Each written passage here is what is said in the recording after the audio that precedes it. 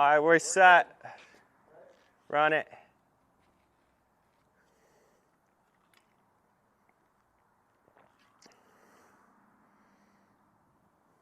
What's up, guys? All right, let us, well, first thing, you gotta check out this skate park. It's pretty sick.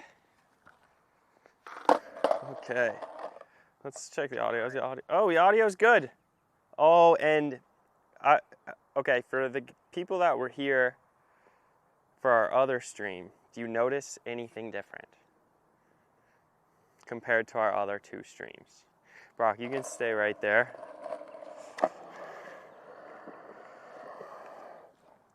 Now give us a big zoom. Come on. Come on. How cool is that? We finally got Brock with us, so we updated the camera setup. We're actually feeling pretty proper now. 1:40 a.m. in the UK. We didn't think about that really. We're gonna have to try some morning streams. We did some at noon, and that was pretty good. This is our first like afternoon stream, evening. So we'll just see what works the best, what people like the most. Kickflip the stairs. Oh, setup. I am riding actually a Skate IQ deck. It's not bad. I'm trying a smaller board. It's an 825, but I find that the 825 usually feels really small, but with this shape specifically, somehow it feels big enough. I can't explain why. The last 825 I tried was absolutely microscopic. This one feels fine. And I'm on some Bones hard bushings. I sort of wish there were mediums. The Spitfire Formula 4 56s for the wheels and some Thunder trucks. That's my setup. We can do some board slides. I'm not going to warm up with board slides just because I don't know who warms up with board slides. We will warm up with some skating around and pumping like normal, and then we will definitely hit some board slides. Alley-oop frontside 180. I want to do frontside 180 switchback 50. This is a great one. So you mean like this, right? Are you saying, like if you're coming up to like a frontside 50, you can probably come over here. Brock, you're saying if you come up for like a frontside 50 and you want to go up with a big front 180 like this and land switchback 50, that's pretty sick, actually. We can, I think we can start with that. Fit check, are you kidding me? Dirty white tee, Nike golf pants, and some New Balance, the New Balance. What number are these? The 440 highs. They're killer. They're absolutely killer. Should I get my 5 and 8-year-old mini decks or full size? I would start on minis. Generally, width doesn't matter as much as people think. So like 7 to 7.5, something like that isn't going to be that big. But if you're on a board that's too long, that's going to really start causing you problems because it's going to be hard to pop and hard to flatten the board out for ollies. And overall, the thing's going to be pretty heavy. Oh, this quality is so good. I'm stoked. Who's my favorite street skater? That's a good question. Street skater. I always loved Daewon and Mike Moe growing up the most. And to me, that's like the most nostalgic skating I can watch, are those two. So when I go watch like street parts, it's like,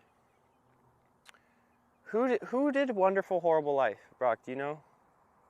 Wonderful Horrible Life. He has a part, I don't want to get the name wrong. And Daewon and Mike Moe, for sure. Those are like killer. Hey, no problem, Dante.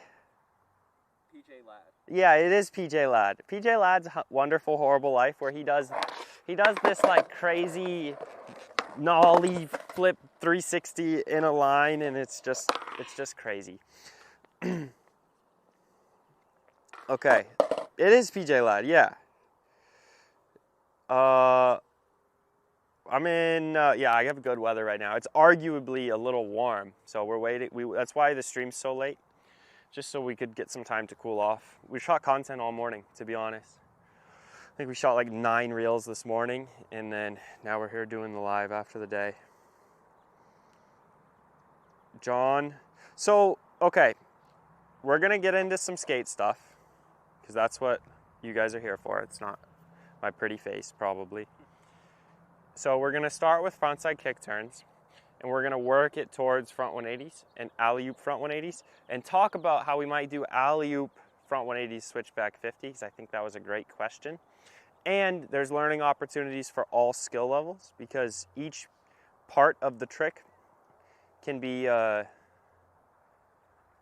applicable to like a lot of people. It's not just like a backside dolphin flip. So let's go over to this face wall over here, or you can even zoom in, I don't really know. We're gonna do some frontside kick turns right here. So one of the most important things you can do when you're learning a trick is guarantee your make the best you can. So if there is a version of the trick that you can make right away, first try at the start of your session, start with that. So if we're looking at a frontside kick turn and you literally can't do it, go super wide, go super low, and just carve frontside and ease yourself through it. You can come in at like almost a 90-degree angle. You go at the quarter pipe at 89 degrees and learn how to turn frontside. Okay, so if you can carve on flat ground and you can do tic-tacs, you pretty much have all the tools you need to do a frontside kick turn right now. It frustrates me a little bit when you think a frontside kick turn has to look or be a certain way for it to count.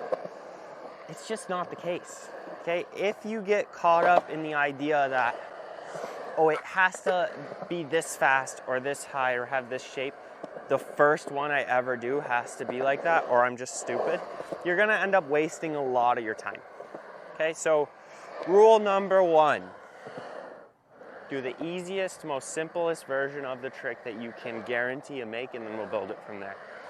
So, with that in mind, let's do an actual frontside kick turn, okay? We're just gonna point. I want you to take your front hand and point where you wanna go. That's a really easy way to feel your energy move towards a direction and to help your eyes stay where they're supposed to be. There are a couple glaring problems when I work with students who do frontside kick turns. One of the main ones is they lose their eyes. They go up the wall. They think that you have to lean backwards to do a frontside kick turn, because I get it. That makes sense. You go up the wall and you want to rotate this way, so you start leaning here and then looking to try to do the frontside kick turn. Logically, it makes perfect sense. But the problem is, once we lose the ground with our vision, it's really hard to stay balanced. Our eyes are going to track along the toe side rail of the board on the ground, so like somewhere around here. And we'll follow the ground out in front of our board to about 6 feet out. Then we'll track from there all the way to the horizon if we want, okay? Sometimes you need to look far ahead. Sometimes you need to look right off of the nose, right? So even if we're doing a frontside kick turn, we want to keep our eyes off the toe side of the board. This is because we can't really see the heel side. And if we start trying to look too far behind us, it's easy to start leaning back and looking over the top instead of down and around. So we're going to keep this hinge at our hips, rotate the shoulders like this, and let our eyes track the ground to the bottom of the transition, and boom. You can put your nose, you can put your front wheels down So it's right in line with your eyes, right where you want to skate out. So we added a couple of things, but the basics stay the same. Hinge at the hips, upper body forward, point, and keep your eyes right where you're pointing. You notice there was never a moment where we had to lean back to stay back. That is seriously, with those 3 tips, that is all you need for frontside kick turns. Easiest version. Don't look up and around. Hinge at your hips. I'll be taking any questions on frontside kick turns. Thank you, Daniel. What's up? Hey, Suicide Boy, what's good? I'm also curious where everyone's from. This is a very interesting thing because, you know, there was one guy who said it's like 1:30 in the morning, and I forget where. In the UK. But that means you're watching from the UK at 1:30 in the morning, so I ain't really complaining. That's cool to me. Mitch can explain breathing to a fish. I wish a fish could explain gills to me. Someone find me the fish. Please teach me how to keep the board under me while kick flipping. We will get to that, but we just started. Let's keep it simple for a minute. What's up, Mark? Carlsbad, Czech Republic, Venice Beach, Brazil, Colorado. This is cool. Ollie 360 hard flip. It's one of the tricks I've never done. I don't even know if I... How would you go about that? I would do it like kick-starting it. I don't think that would be that cool. Breathing, but with water. Greece. Oh my goodness. A lot of people outside of the United States. Fritz, I'm 28, so if you're 31, we should be fine. All right. Okay, so we did frontside kick turns, and we're working our way up to a harder ledge trick. But now let's do some front 180s on flat ground and figure out how we can start to alley-oop them, which I think is just an overall important skill that you should explore when it comes to rotating. What angle do I aim my chest when I hit the frontside 180? On the Ralph. So I think you meant ramp. Basically, your chest can always be like this. If you're ever lifting your chest, it's probably unnecessary. Think about it like this. You see a lot of frontside airs, right?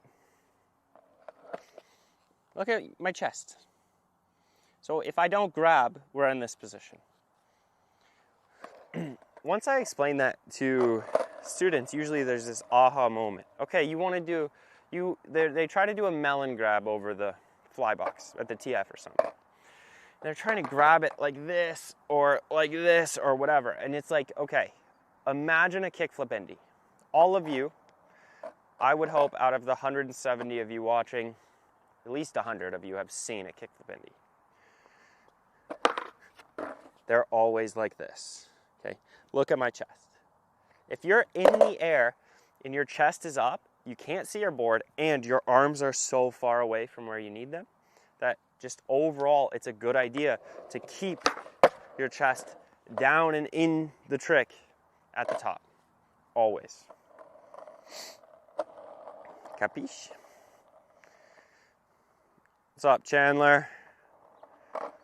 It's a very long message. Because I know a Hudson who skates. I know two Huddies. All right, stay focused, Mitchie. Let's do front 180s.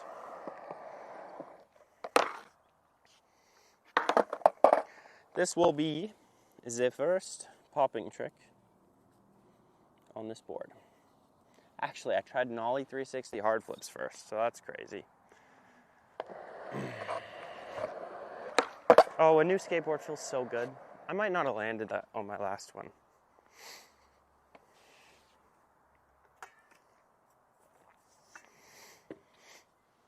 All right, the most underrated skill when it comes to 180s is controlling the line that you're popping and landing on.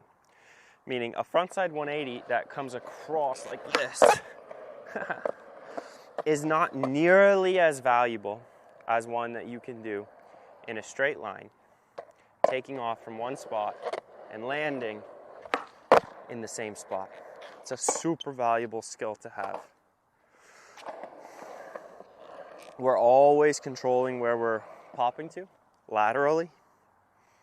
If it's onto a rail, if it's over a hip, if it's up a step up. We rarely need to carve frontside and do a frontside 180. The rare situation that would come up, you can stay right there, Brock.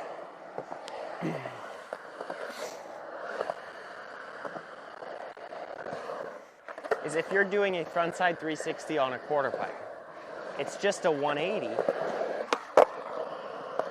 where you carve through it, right? Those two things I just did were like nearly identical. Otherwise, pretty much want to stay in a straight line.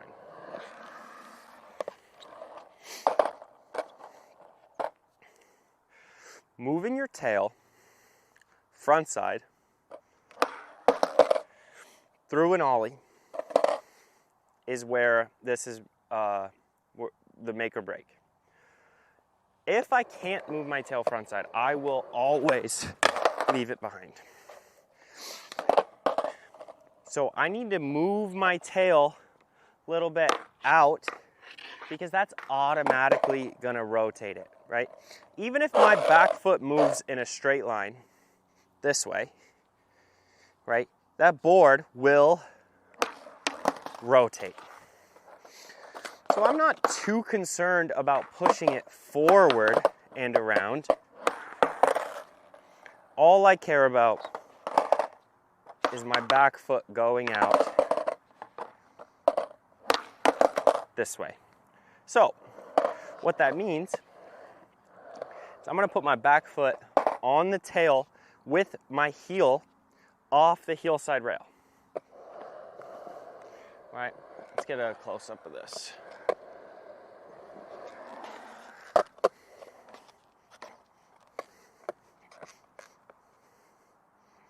There's so much dust here because there's construction next door. So my back foot's off the heel side rail to allow to move the tail that way. If I'm standing more like this, it's just going to be a little bit harder to get that tail to come because it's going to want to roll over or whatever. You just have a lot more leverage back there. So you can practice that on ollies. I actually would recommend that. Do like, not a shifty, because those are hard, but just get the board moving out in front of you this way. Then remember what we said about the frontside kick turns. You do the easiest version of the trick that you can possibly think of, that you can pretty much guarantee a make right now. So we'll go real slow. We'll just do like a 30-degree turn. Okay? I can get it moving this way. That's all I care about. That's 95% of the trick right there. Once you can do that, you just spin a little bit more. And I mean a little bit.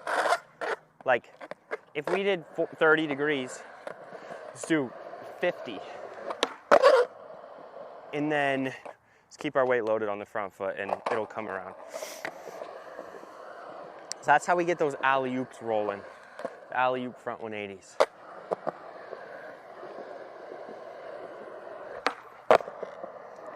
And when you see those popped straight up and have that late turn, all the same mechanics apply, right? It's just a little more fine-tuned than that low alley-oop 90. right? It's all the same mechanics because that big ollie happens and that tail is making its way out on the way up. So don't be fooled. The fundamentals are the way.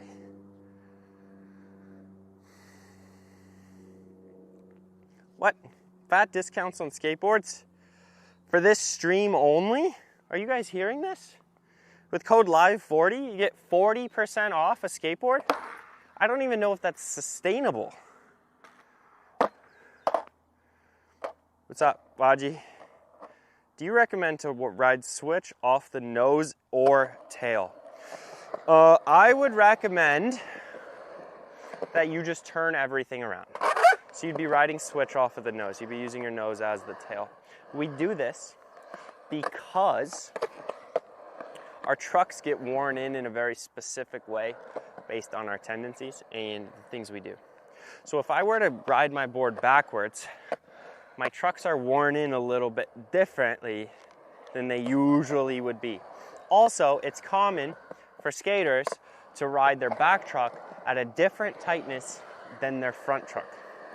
Front truck, I've seen people prefer to be tighter because that's where a lot of our balance is going to be, and you can turn off of the back trucks more. And I've also seen the opposite.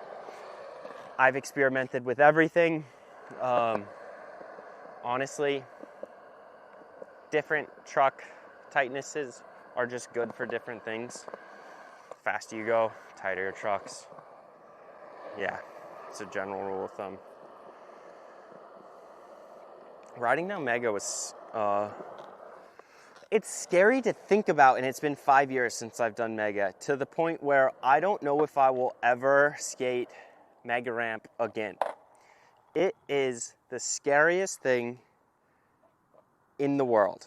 You ever seen speed flying, where you run down the hill with the parachute and then go off the hill? I've done that, and that's probably the only thing that I've ever been more scared than Mega Ramp. Skydiving does not hold a candle to Mega Ramp. Vert skating does not hold a candle to Mega Ramp. When you're going down and you're locked in, there's no bail, and you're just waiting to hit the jump, and you know there's a big trick coming on the quarter, you gotta be in like a special place in your head, and it's really exhausting. But boy, was it fun. I got some stories for the grandkids I do not have. Garden, I would like to understand freestyle skating more. I just don't. I've just never really practiced it too much. My setup isn't very good for it. Like, my trucks don't match the size of my deck because we just switched to an 825 from an 85.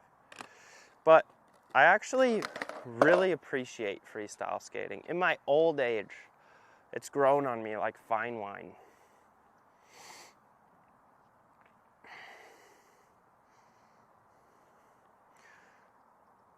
I skate switch off the nose because it helps with nollie tricks as well. Yeah, I think that switch pop is generally just a lot weaker. And I believe that's why the nose is bigger. I don't know if there's another reason that the nose is bigger. I think the tail should be a little bigger than it is. I think twin tips probably will be normal. If I could redesign a skateboard, I would just do like twin tip, fat nose and tail, mad concave, 825, and see how it goes. Reducing knee pain after training? I am not sure. Knees are complicated. Kudos, 825. Switching to an 825 from a 8, it just depends on your goals. And I know it's probably exhausting hearing that, but I'm even still learning about setups, in that the bushings and the wheels and the trucks and the board all depend on what I want to do with it. If I want to set up a board to do stationary manuals, it's going to be a lot different than the board to do manual flip tricks. Or if I wanted to do grinds on a small quarter pipe, that's different than grinds on a big quarter pipe. Setup is actually very important, and it's something I've neglected my whole life, which is pretty funny. I just kind of set up a board and go. I didn't change my setup for like 10 years, and then I just changed it randomly because I almost went out of business.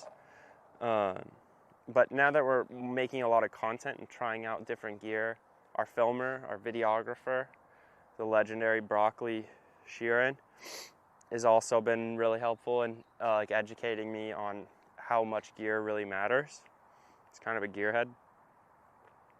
Duck, that could be true, that you simply just can't jump high enough for kickflips, but I'm skeptical. Worst injury? What are you talking about? I want to talk about my injuries. Broken my wrists a lot, smacked my dome a handful of times, bruised my pelvis.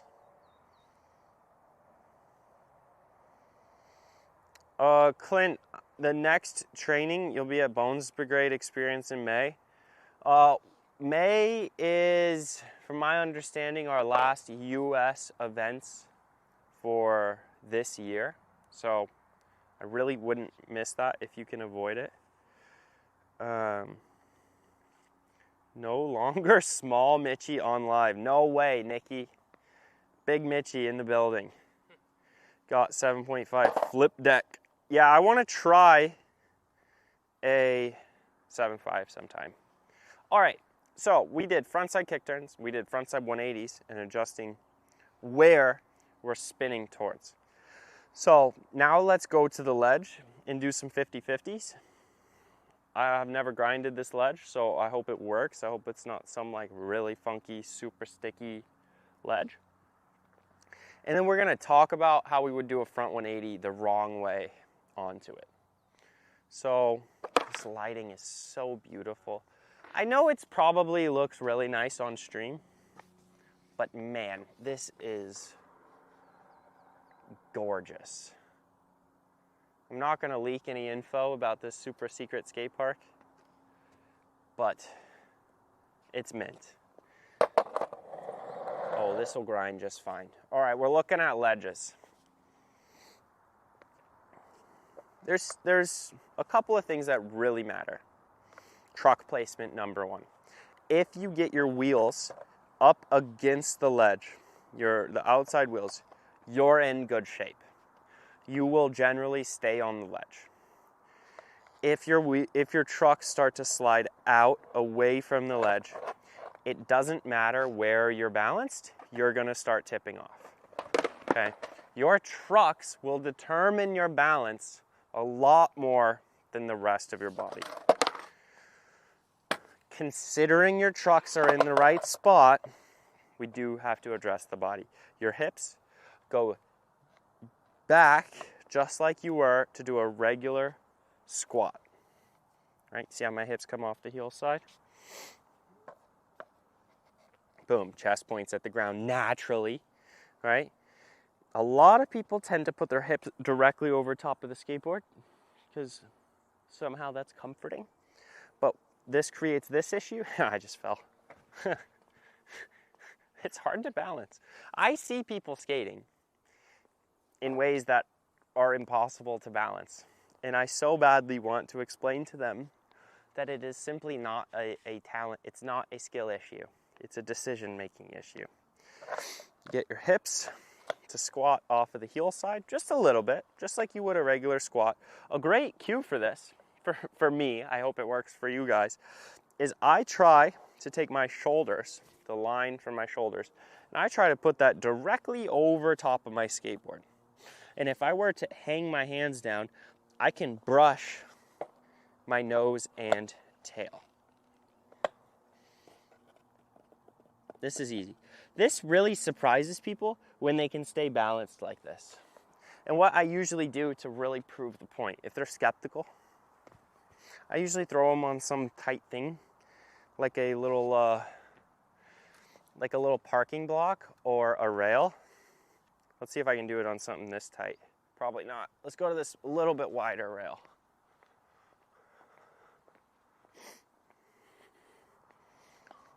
Yeah, way better.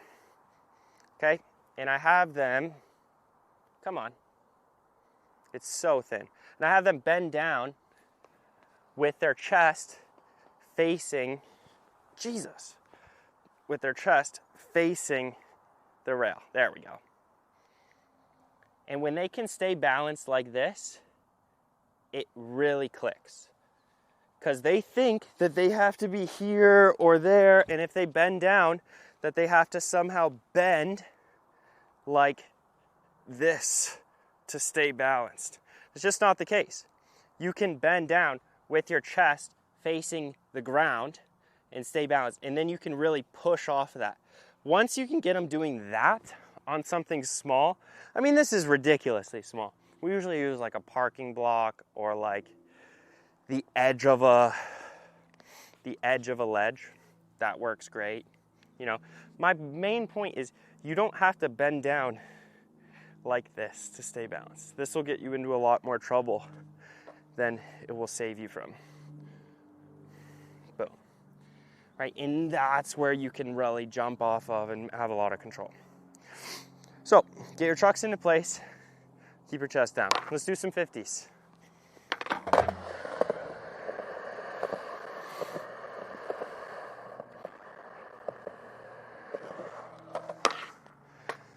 Andrew, Jordan, give me 1 second. Let me get this 50.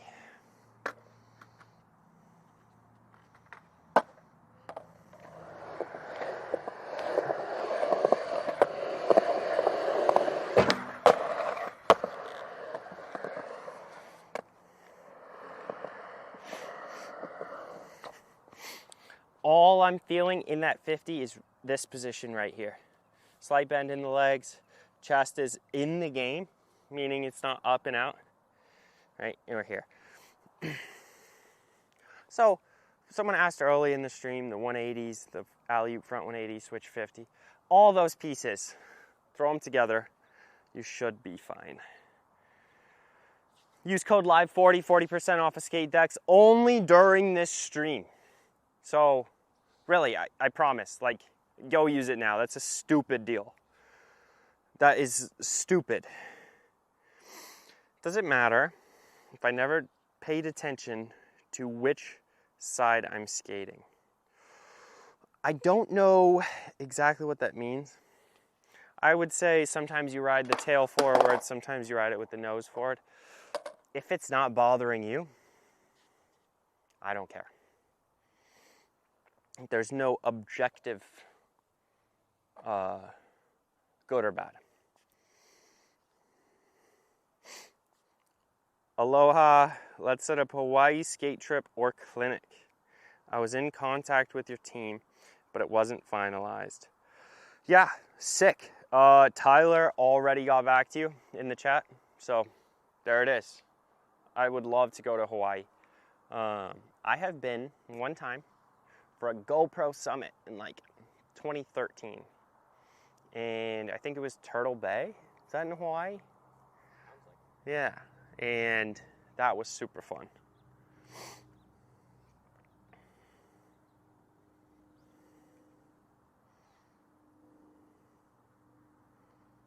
Does anyone else look like their legs are chicken wings when they ollie? Or is it just me? Do I not like my stance? Do you mean this? You could mean that issue. So let's think about ollies. We're gonna hit ollies on every single stream, and I'm really happy to. So I think now is about the time. Bought my first skateboard in 60 years. That's what's 60 years, 17 years. That's what's up, Column. Yeah, Goofy Joseph, let's run some ollies.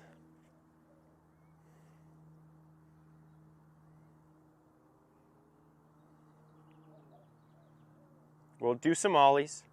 Let's touch on kickflips, okay? And then we'll come back to all the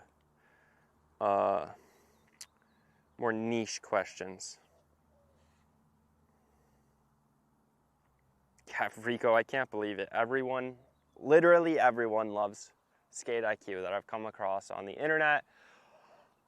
Look, I've been competing at big contests for a long time, and I've done talk shows, and I've been on ESPN and all these things. I've had, 100,000 followers on Instagram for a while. I never get recognized in public, like, ever. It's happened maybe 10 times in my entire life outside of a skate setting. A couple times at an airport, a couple times at the beach, maybe at the smoothie shop. The guy making the smoothie is like, yo, sick 1080. One time, this one's a cool one. One time I went to the bank with a check from X Games, and I gave it to the guy to put it in my account. And he said, usually this would take 5 days to clear, but I watched you win it, so I'm gonna clear it right now. And I was like, what? That's the coolest thing ever. So it went straight in. That actually is probably my favorite moment. But my point is, after starting Skate IQ, less than a year in, I started getting recognized almost everywhere we go. It is insane. I was in Italy and some guy pulls up on a moped, shakes my hand, hey, Skate IQ guy, and drives off. Like, things like that have been happening all the time. I couldn't even tell you where. Airports. The last 4 times I went golfing, another group at the golf course was like, hey, do you have a YouTube channel? I'm like, holy smokes, like, everybody watches this. I can't believe it. Skate parks are like pretty much a no-brainer. Everyone sees it. It's wild. Okay, back to ollies. Every time I try to ollie, I don't hit my tail and I always lean forward. What am I doing wrong? So let's cover some basics on the ollie. The goal of the ollie is to get both trucks in the air at an equal height. Okay, so a lot of times you can get one truck in the air very easily. That doesn't take very much technique. You can just lean and jump and you get one truck in the air. You get your front trucks up. Can we go down because it's flat? The real hard part is getting your back trucks in the air. Do you want me to bring a chair down for you down here? Oh, we could do the classic spot. Yeah.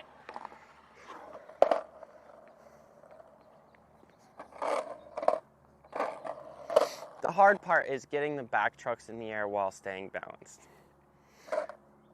Overall, I'm a technical coach. And I think that's a really good place to start as a teacher, as a coach, as you're studying and learning how everything works and sharing the information. So there's a lot of technical stuff that I can tell you. I know your front foot initiates the ollie by moving up and backwards relative to your body, right? Most people don't understand that. And it's a very simple thing. Why? It's because when you pop, look at your nose, moves up and backwards, because that's how circles work. Right? So then your front foot's there. Then after you find that position, your front leg continues to come up, and that will force your foot back under your knee, which will flatten out the board. Right? That comes up and over. Your back foot has a lot of different options. All of them include pushing the board backwards just a little bit, and not running your back foot into the ground. So your back foot will leave the board before your tail hits the ground. You can practice this. You can do little double tail taps like this. And you can also throw the board backwards and do that. That's a pretty good feel for how an ollie's gonna work. You do it really hard and use your hand. You should be able to flatten the board out really lightly with your fingertips. This one confuses a lot of people because they think you're supposed to grab the board. You're not. Just use your hand back here and just brush the grip tape. Just Bob Ross it, like really light brush strokes on the nose and feel it, and feel that tail rise into position. Another good thing that you can think about is that your nose comes up this way and then your tail does the same. As your tail is coming up, that's when you bring that board back underneath you. Right? That was very dramatic, but I'm just trying to show you that circular motion that gets the board up in the air. That makes a lot more sense than pushing the board forward with your back foot and feeling like somehow you have to stomp it down or kickstart it or something weird. Okay?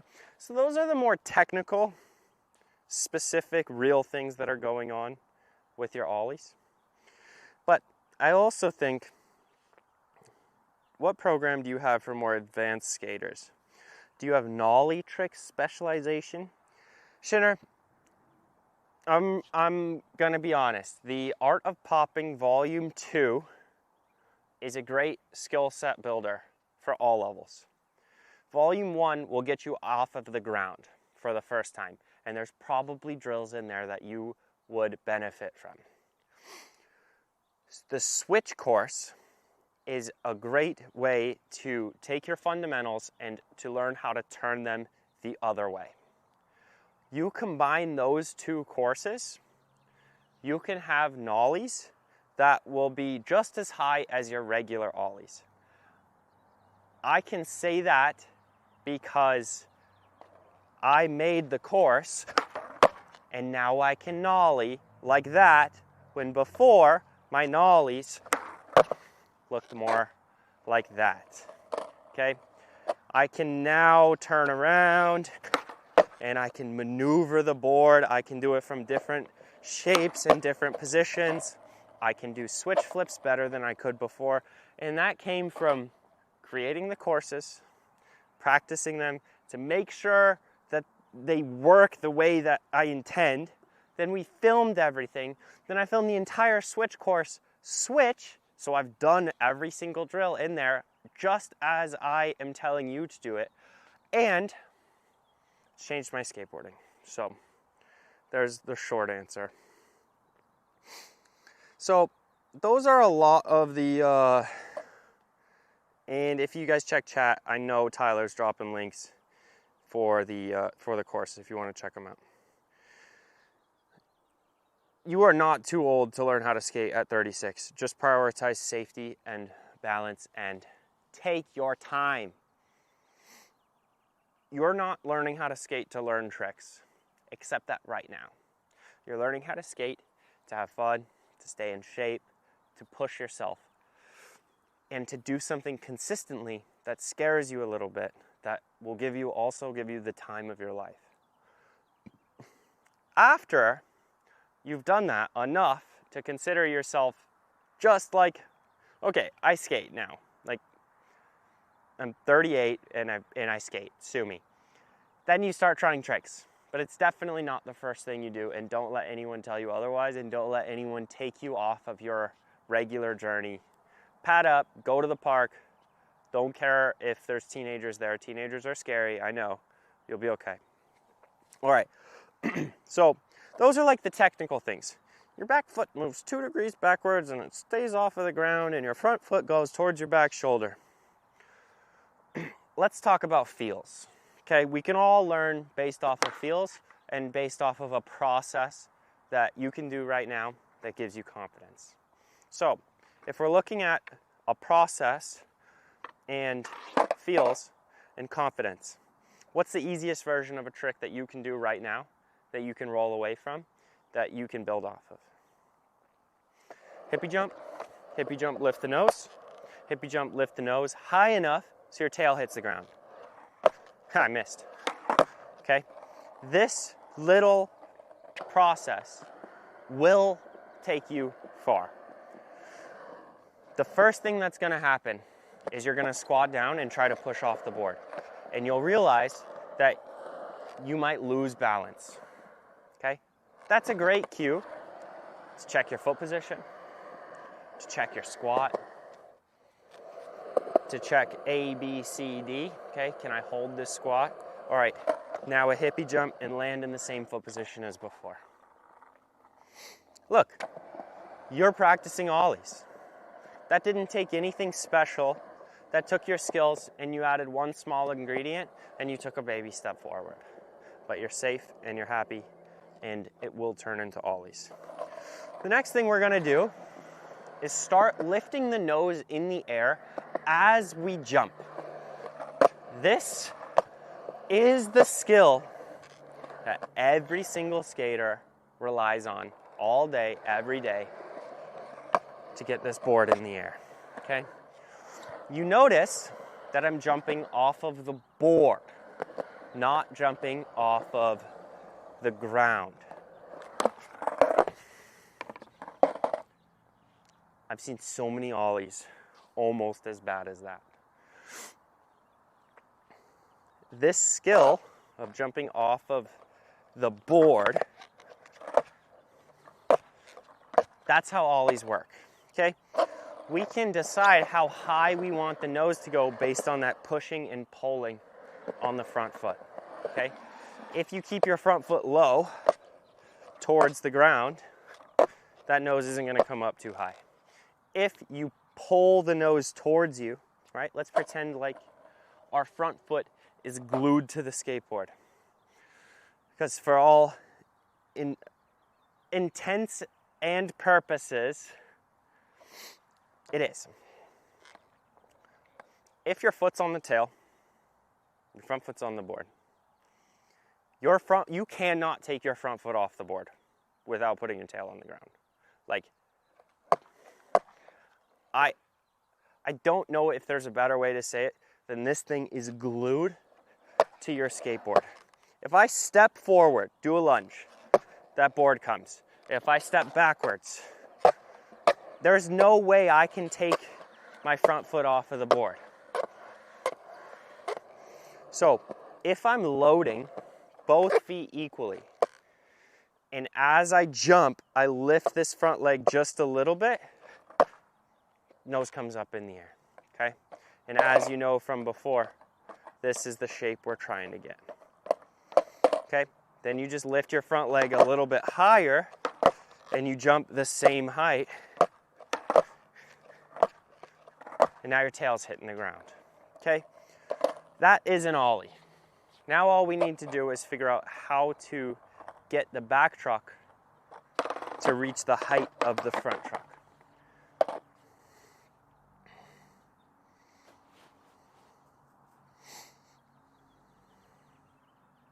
Hey, Rocky. Yeah, I'm reading chat, but I can't skate and read chat at the same time.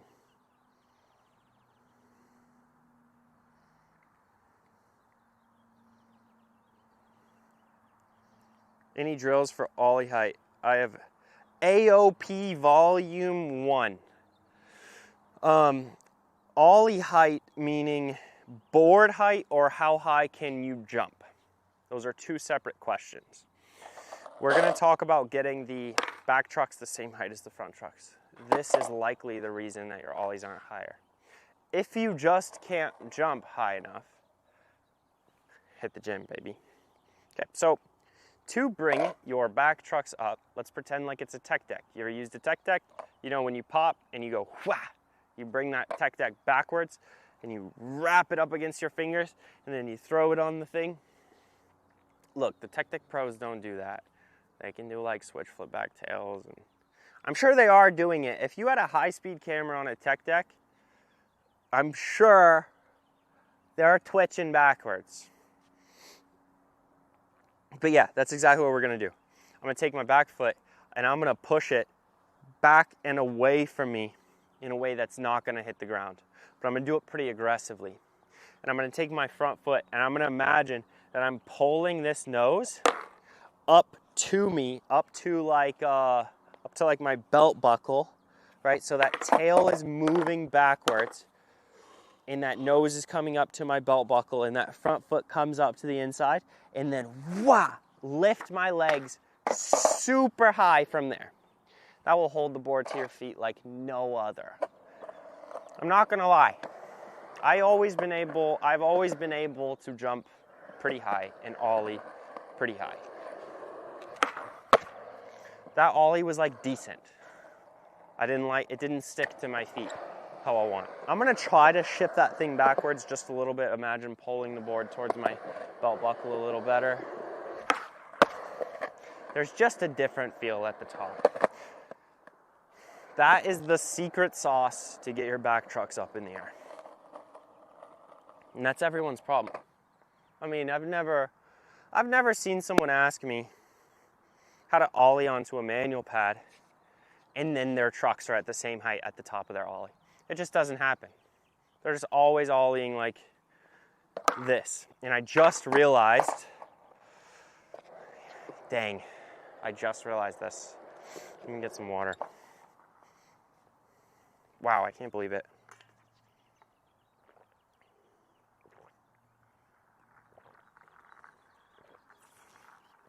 Duh. A lot of students have had issues ollieing onto things when they have great ollies already. And, oh, I can't believe it. They're fine on static ollies. They're fine moving ollies going slow. But then when they ollie over something or onto something, their ollie breaks down. And I bet it's because when you are trying to clear something in front of you, the psychological battle of pulling that board backwards towards you to let it up in the air is probably really hard to win. And your instincts kick in and you want to throw the board at the object to make sure you clear it. But that keeps your trucks low and it disconnects your back foot from the board. It also messes up your balance. Then you try to fix it by jumping forward and you're still throwing the board forward to clear the thing or to get on top of it. I think that I'm frustrated because that really would have helped. I can think of 3 instances that really would have helped. That right there is the key. Okay, even though you're going forward, have confidence that pulling that board up and backwards is the way. You can level it out, and then after you get to the top, then you can reach that board forward. You can stretch it up over the obstacle, maybe turn it a little front side to help with that reach a little more. Okay, that happens after the pop.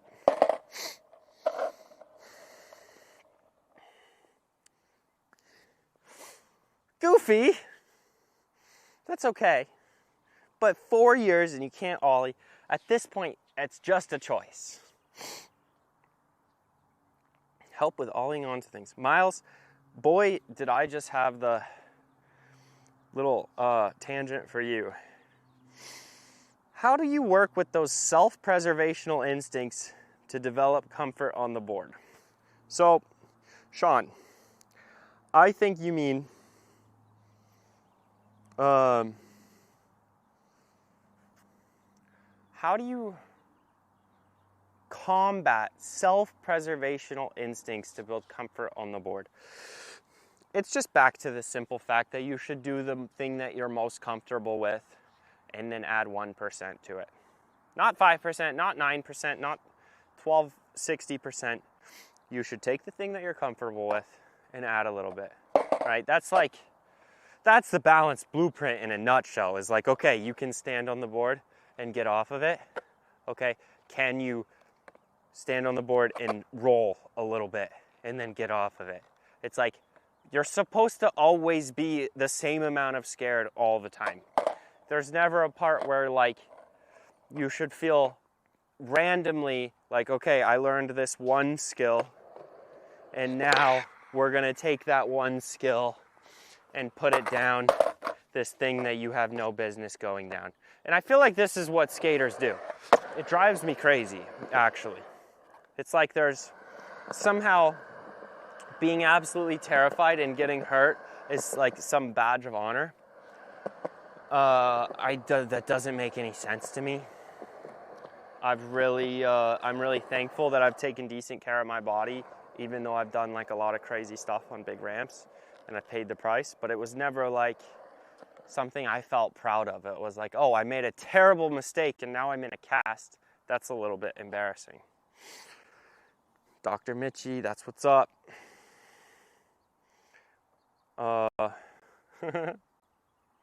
Y'all are tripping. My kickflips were decent till like 2 months ago. Now they turn backside. So, skating, when your board starts turning when you pop, I'm gonna be honest, I haven't cracked it yet. I haven't cracked it yet. Like, I'll get viewer submissions in our online group. I do like video reviews for the members.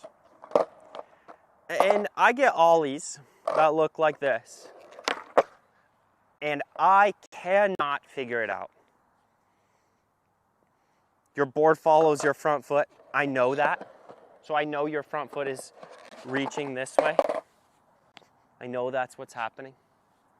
But like, they do too. And that's not really solving anyone's problem. It's like, oh, you're turning. It rotating backside, I also don't know. The kickflip rotates backside. It's really hard to isolate these things because the way I fix it personally seems like it's a strategy that really only works well for me because I've been skating since I was 3 and I've always messed with these kind of things where I'm moving the tail and nose around with both of my feet. Like if my kickflips are turning backside, I just push my tail out front side when I pop and I feel the nose coming into my front foot with a little bit of front side rotation. And then I just kickflip out of it to keep it straight. I get it. That's like probably a little crazy. That's probably a little complicated to take that shape. I've developed that habit because it works very well on transitions. Because I'm up and sideways, and oftentimes the nose rotates backside too much for a lot of different reasons. We won't go into that tangent right now. But when I find my nose rotating backside, I can't get the flip indie, I can't get the grab, so I gotta pop with a little nudge on the back foot to get that tail out, especially on switch kickflip indies, right? So that's how I solve that problem, but I have all this context to pull from.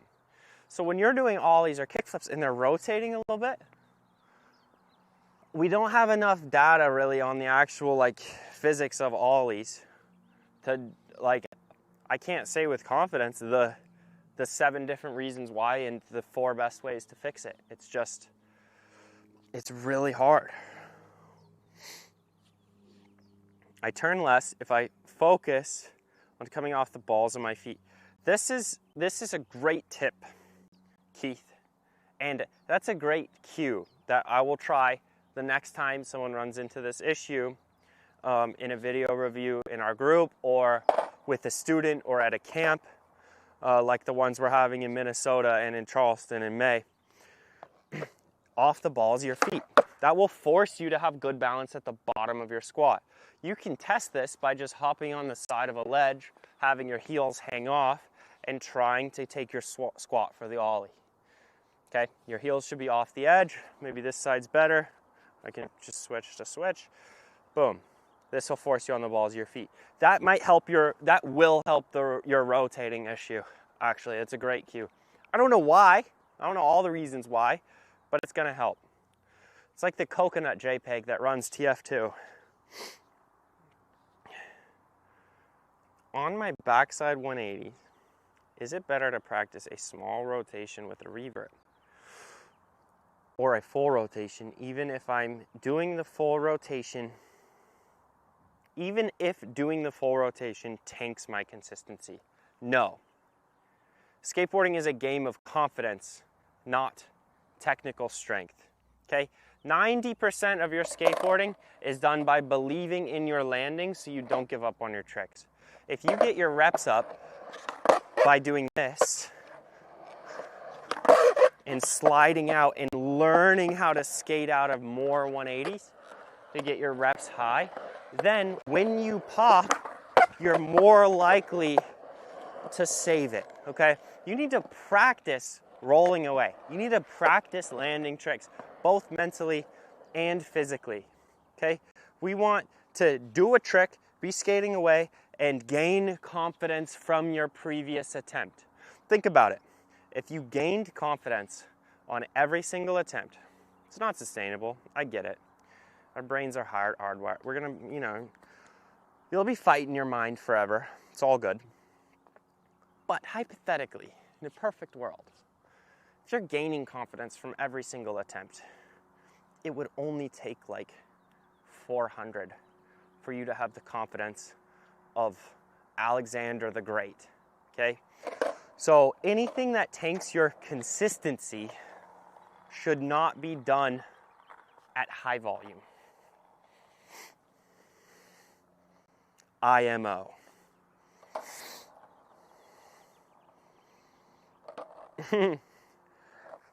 Ollie, we'll think about it. We'll think about it. W mod, W stream. We'll think about it. I don't know. It's early. It's early for that.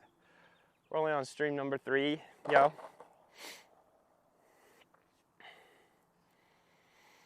About the rotating flip. I fixed mine by adjusting the angle of my back foot. Skip the bad track. That is high IQ. All right, let's talk about what happens when you adjust the angle of your back foot. I'm very appreciative of that because I've never thought about these being connected. But I know it very well. If I rotate my back foot so it's facing more towards the nose, that will naturally bump this hip out forward. Then if I bend down from there, that makes that knee come out more as well. That loads the toe side of the board a lot more. That might make the board want to spin backside when you're popping, okay? This also might make it easier for you to flick the direction that you want to flick, okay? There's give and take depending on body structure, style, the way you see kickflips, how you want to use them. Skip the bad track said he fixed that by turning his back foot. I fixed my kickflips also by turning my back foot, but I did it because, well, I miss my flick a lot. My hips get really sore, and I tend to like being a bit more square. So if I turn my back foot backwards, that sets my hip in a better line. That keeps my front shoulder a little bit more over the nose, and I can hit my flick. But in turn, that makes it easier for me to push my tail out so I can get that flick over here when my tail is going that way, and that keeps everything straight. Another way that I've done this, which is sneaky because I saw Nigel Houston do it in a video. So I'll just set up to a kickflip without thinking. A lot of times I end up too open, just like we discussed. Back foot, front foot. I like to, face the target. But my kickflips don't work great from here. So if I just turn my front foot backwards, then leave my body where it is and bend down for the kickflip, this is actually my most consistent kickflip position. It doesn't make sense to me. I don't like to just get into that position naturally. I feel like I'm skating switch. But if I'm on the way to a kickflip and I just shift my back foot backwards real quick and leave my body, that's where my kickflips, that's where I miss less flicks. For you, it might straighten it out. You can do that probably with your back foot instead of your front. You can take your back foot, if your kickflips are spinning backside, turn it way backwards and then shift it a little bit back into position and don't move the rest of your body. I'm gonna give this a shot. I have no idea. Never done this before. Okay, set up normal, backwards in. Yeah, that went a little front side. That might help a lot.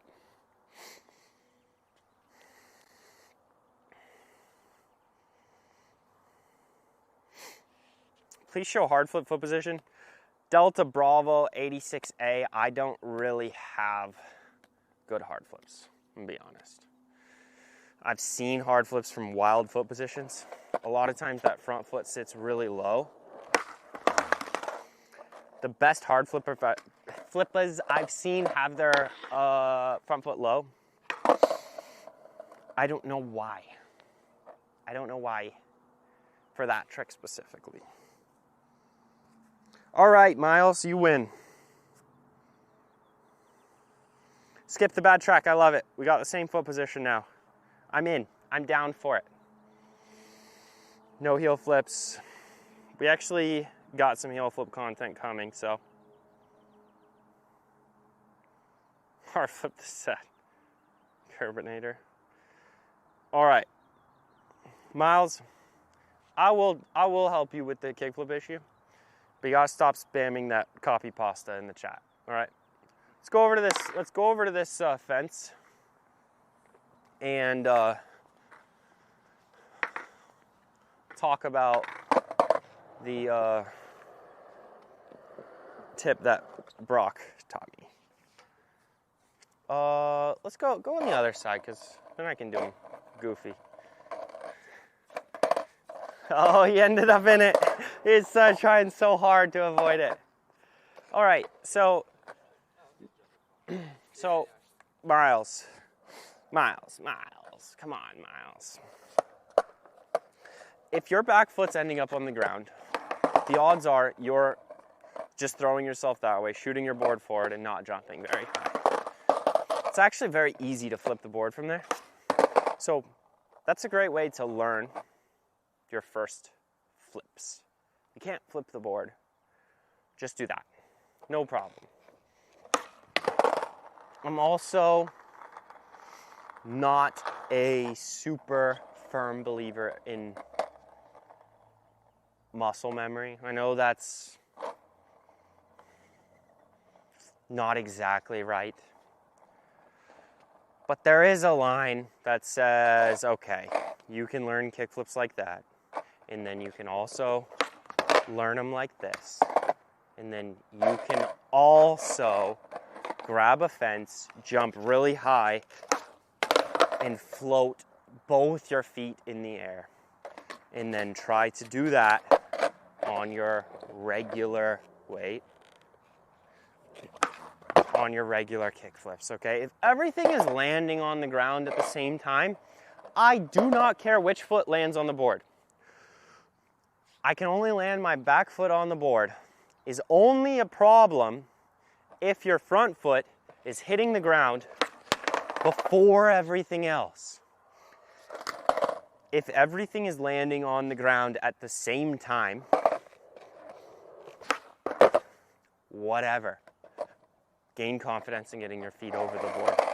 All right, so grab the fence, set up for a kickflip like usual, avoid trying too hard on the actual flick, and learn how to float your feet over top of the skateboard and land soft. This is fun. Like, I've never really done this before today, to be honest. I never learned like this, but it helps so much. Can I do a hard flip? No, because I'm facing the wrong way. Let's see what tricks we can do on the fence. Inward. I can't do tray. I just got no room. I can do double. Nah, kickflips are the best. Okay, that's a great way, Miles. I would really practice that if I were you.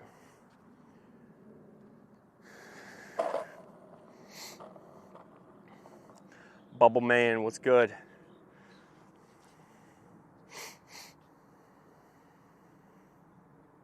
Thanks, Miles.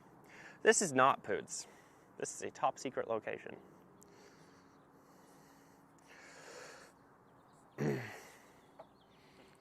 Back foot on backside 50s. I think we can do that. I can't tell you where I'm at.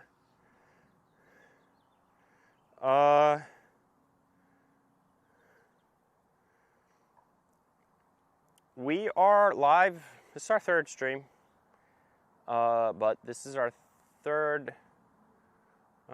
this is our fifth day that we could stream. So that's a pretty good rate so far. I don't know. If we keep that up, that's pretty dialed. Ah, I know. keep it chill, please. My elbow, blah, blah, blah. All right, let's go to the other side of this skate park, to this little tiny manual pad up in the corner, and we're gonna talk about some ledge tricks. Oh, we're gonna hit the lights. Ty, can you hit the lights? Do you remember where they are? Oh, okay, they might turn on automatically. Okay. I'm gonna start by saying it's difficult to get your back trucks into position. Let's see what Miles has to say. Brock said they turn on automatically, so we'll wait. Let me just see how Miles... Okay, cool. He's thankful. That makes me happy. Jaundice, remind me. Nikki. Chill.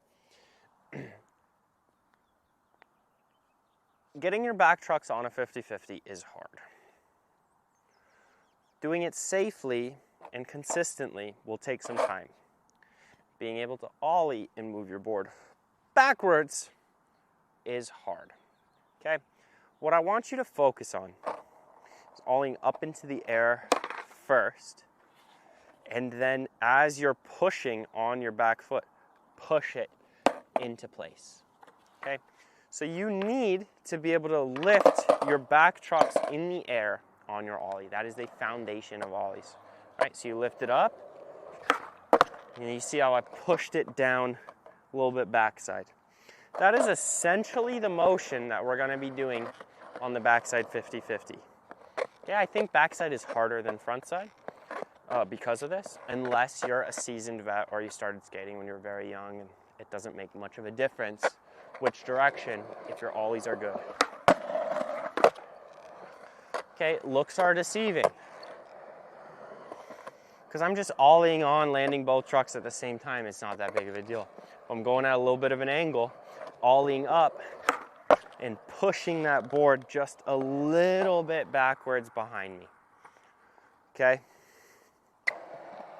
There's also a difference between smashing your trucks down into the coping, like super hard. I don't know why I did it so hard just to prove a point. Hurt my feet. Versus just placing them there. You want to place your trucks there as soft as you can, so you can keep it light on your trucks. The lighter you can be on your feet on landing, the more your trucks will hold, the more consistent your grind will be. Those are tricky though. We can touch on this more. If this is like a relevant topic for you guys, I really like this one.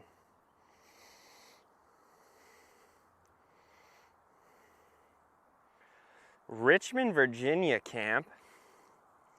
VA Beach. We did a Virginia Beach camp last year. We cannot do it this year because our schedule is so conflicted. We got so many places to be and so many skateboards to sell at 40% off with code LIVE40 only for this live stream. Babe, and we did a lot of ollie stuff like 30 minutes ago. So you can just track back, watch the ollie. All right, let's keep talking about 50s. There are some basic things that you can practice that will make your 50-50s a lot easier. The first one is practicing all sorts of different landings for your ollie.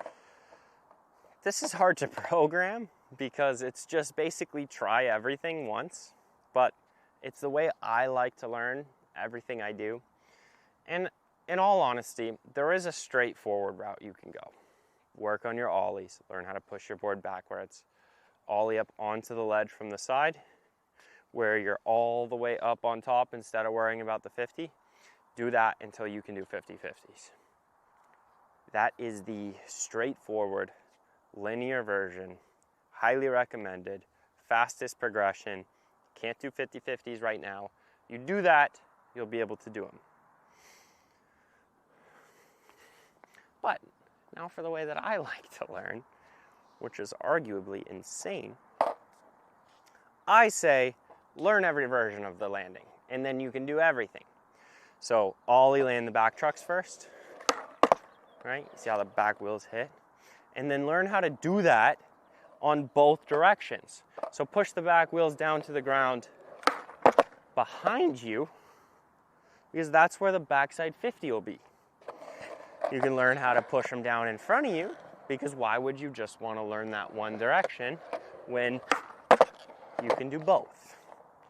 And why are we only focusing on the back trucks? We need our front trucks too. There's plenty of times where you got to do this, right? Learn how to land your ollies in every which way. And then all you got to do is attack the ledge from different angles and different speeds, and use your well-developed instincts to set your trucks on the ledge, because you can control every direction.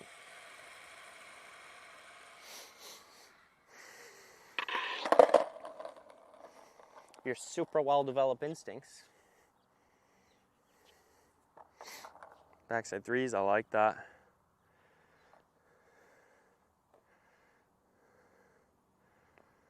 %50 of the time, your wheels slide off, your board slides off the slide until you get it right. Hey, Jason Park.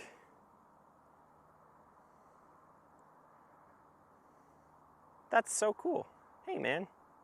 You're a legend. Thank you. 5-inch was a great time. I appreciate that. That's cool. That's very cool.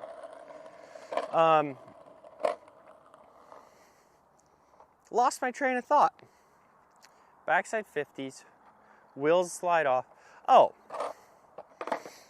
to stop your wheels from sliding off, you just want to make sure that even if you're angled off of the ledge a little bit, that you don't let your hips come too far forward.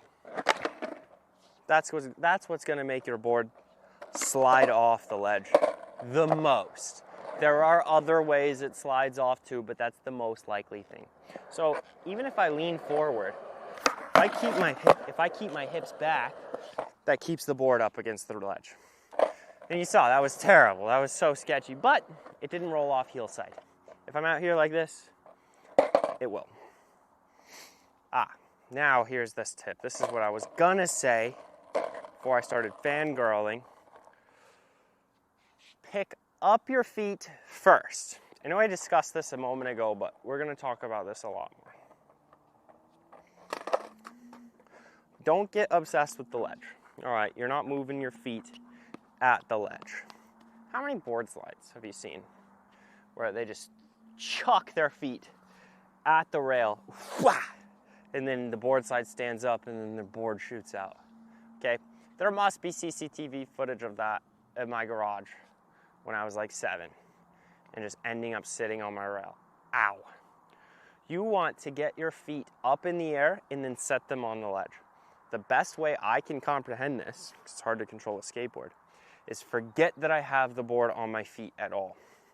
If I was gonna jump and pick my feet up and then put them on the ledge, that's pretty easy for my brain and body to do that. I don't have to think very much. This is especially useful if I'm trying to switch front tails or switch backside 50s, because I tend to push the tail towards the ledge as I'm taking off, and it ruins my pop and it ruins my mid-air feel. Even if I don't trust that the board will come, when I focus on jumping straight up first and just picking my feet up, makes it a lot easier to come down on the ledge. Switch frontside tail slide was the biggest one for me, where instead of taking my back foot and chucking it out the ledge, because I felt like I had to pop and rotate and pick it up like this, but really I just had to jump, pick my foot up really high, and set it on the ledge. My board was just there. So, I don't know. It works. Practice your ollies first. Get them so you're comfortable. to be honest, I would be better at it now because I practiced my switch ollies a lot since then. That was a couple of years ago. But those are great tips for ledges. What's up, Shaggy? Thank you. I appreciate it. We work really hard on these videos. And we also want to give things that are relevant to you guys and like relevant to the place that skateboarding on the internet is at right now. Yeah, make sure. Thank you, JC Park, for shouting out the 9 Club. I had an episode on there. They asked a lot about skate IQ, a lot about what we're doing here, and a lot about like my personal skateboard competition life. So make sure you go watch that. Did I learn early grab airs before proper backside airs? Yes, I did. Actually, I think. When I was younger. So a funny thing is, when I was 6, I dropped it on a vert ramp for the first time.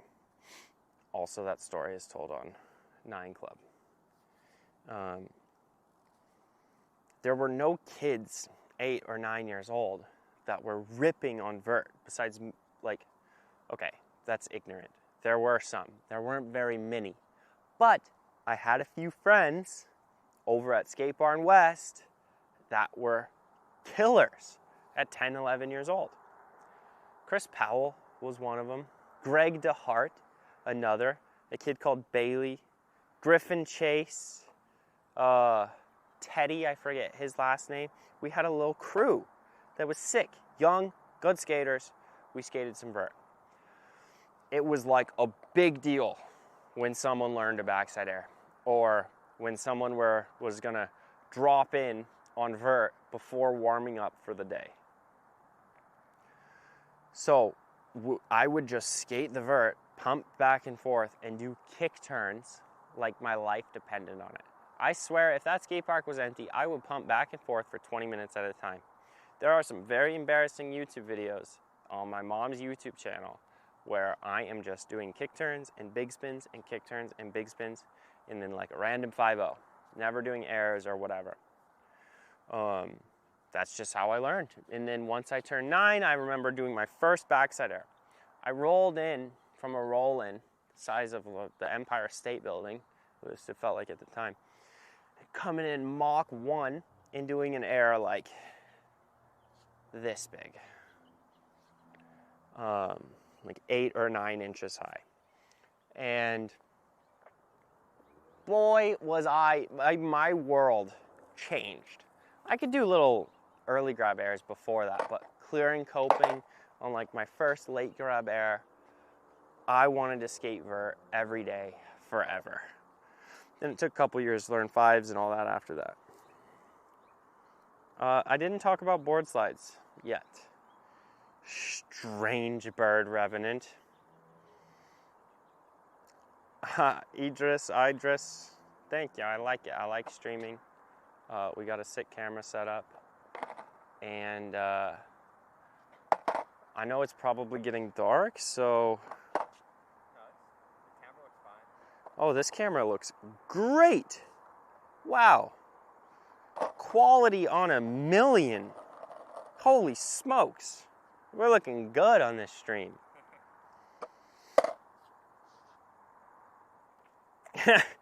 Daniel, across the Zaywall, why are you calling Tyler Chris? The streams are tough. You should do this more. Yeah, I'm down. Why not? Why can't I frontside 50-50 on a mini ramp, but I can ollie frontside 50-50 on a ledge? What is my barrier to my thinking? I'm gonna be honest. It probably has to do with transitions more than it has to do with your ledge skating. Let's go over to the mini ramp and let's talk about some pumping and some grinds, and I'll also consider hitting the master switch on these lights at some point because it looks good for you guys, but it's getting dark for me.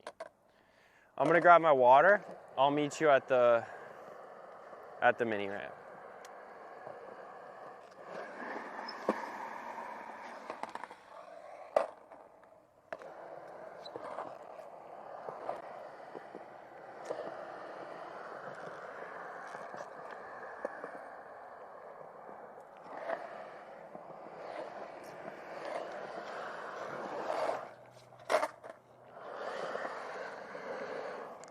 Is it inappropriate to eat a hard-boiled egg on stream while skating? That seems insane. But I brought one. So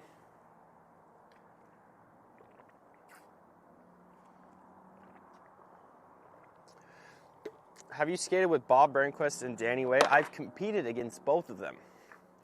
I'm fairly certain I've competed against Danny Way, maybe once or twice. I was very young though, at a mega ramp event. I can't say for certain though. But Bob, I've gotten second place to Bob Burnquist a lot of times. Eat the egg. Eat the egg. Yeah, that's what I'm saying. I'll go grab it after the front side. Okay, so you can frontside 50 on a rail, and you can't do it on coping. I'm probably not gonna do frontside 50s till the lights turn on, because I care about my health. But I do want to talk about frontside grinds on coping, on transition. So on a ledge, you can get rewarded for bad behavior.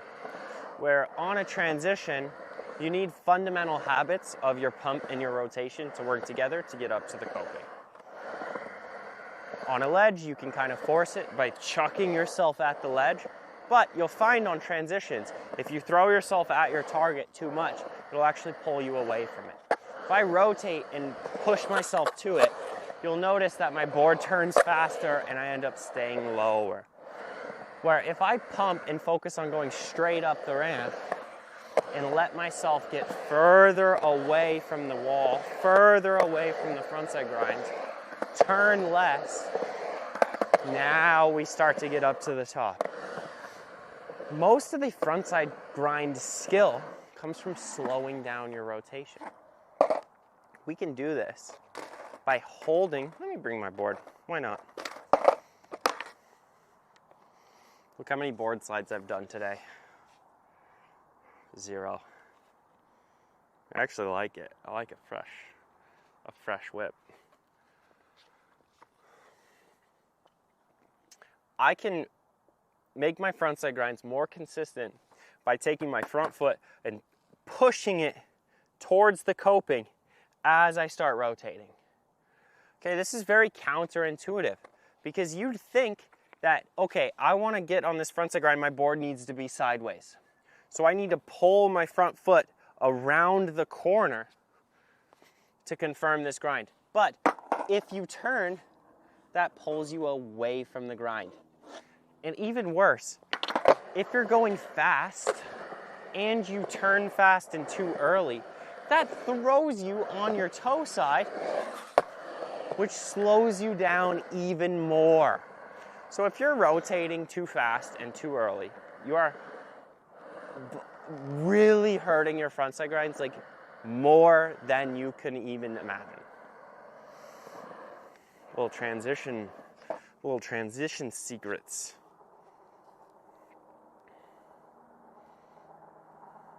Patrick, I've skated Bob's ramp a fair bit. That was the first mega ramp I ever skated. It was probably in 2011, and I could just go over it and do an air, and it was the most insane experience I've ever had in my life.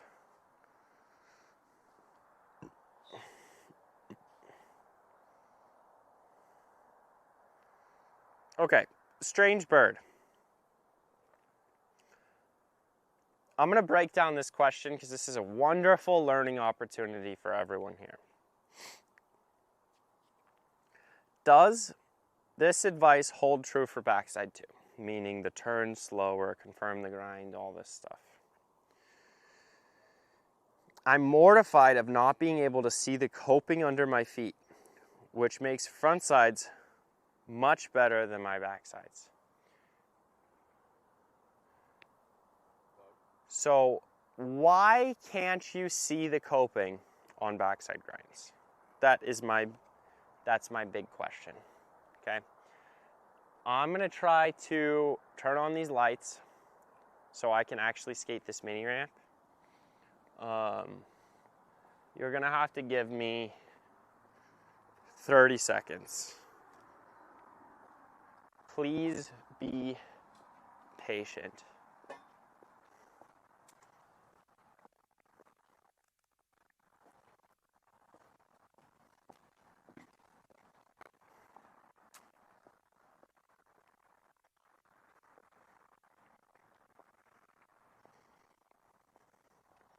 Suck. I'm just looking for animal chin.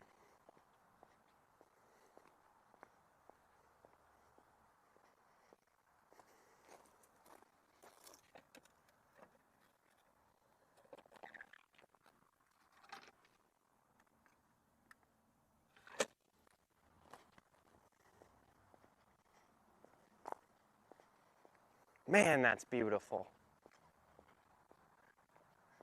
We are off and running. Might as well get that egg. Oh my goodness, thank you, actually. I'm definitely gonna egg it up. So, yes, that does apply also to backside kick turns. When I eat this egg, we're gonna talk about why you can't see the coping and why that might not make sense for long-term progression.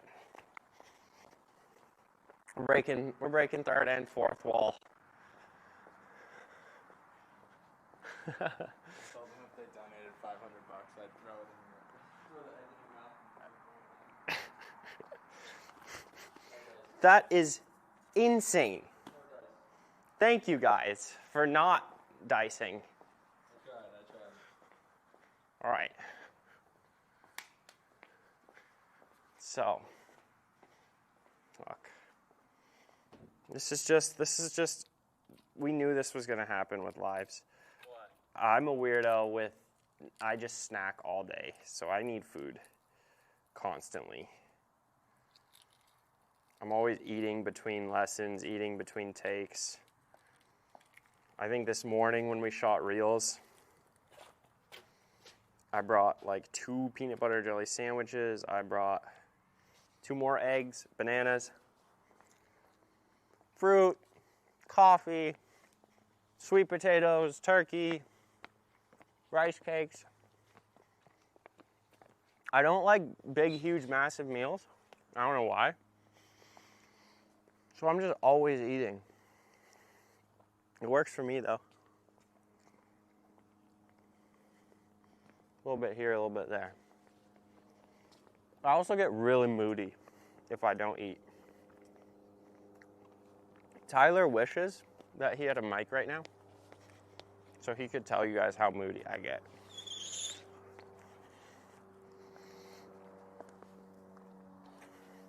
If I don't eat. It's like, yeah, it's just egg. It's just egg. Mountain bike, I have stomach issues, so I have to eat healthy. I crash in the middle of the day, and my stomach always hurts. If I'm eating processed food, if I'm eating fast food. It's not what you'd think. It's not gluten, it's not dairy, it's nothing. It's low quality food, low quality results. I'm super touchy, super sensitive. I do eat, all caps is a lot, all right? I knew Tyler was gonna start harping on it. Kudos, I do eat actual meals. I had a pound of ground turkey, a bunch of sweet potatoes, and a bowl of Greek non-fat yogurt with honey for lunch. For breakfast, I had very similar. I do like Snickers. I eat Snickers whenever I do playing golf. I'll usually get a Snickers or 2 from the cart girl. I'll get a sugar-free Gatorade and a Snickers or a Twix or something. But I found if I just bring peanut butter jelly sandwiches everywhere I go, my life gets a lot better. Yeah, we just straight egg. We straight egg it up. Couple eggs, keep it rolling. All right. let's talk about one of the best questions that we've gotten because it's interesting. It's not one of the best questions because it's the most common thing I've ever heard, but it's very interesting. Okay, front side grinds, this is the question, are easier for me because I can see the coping.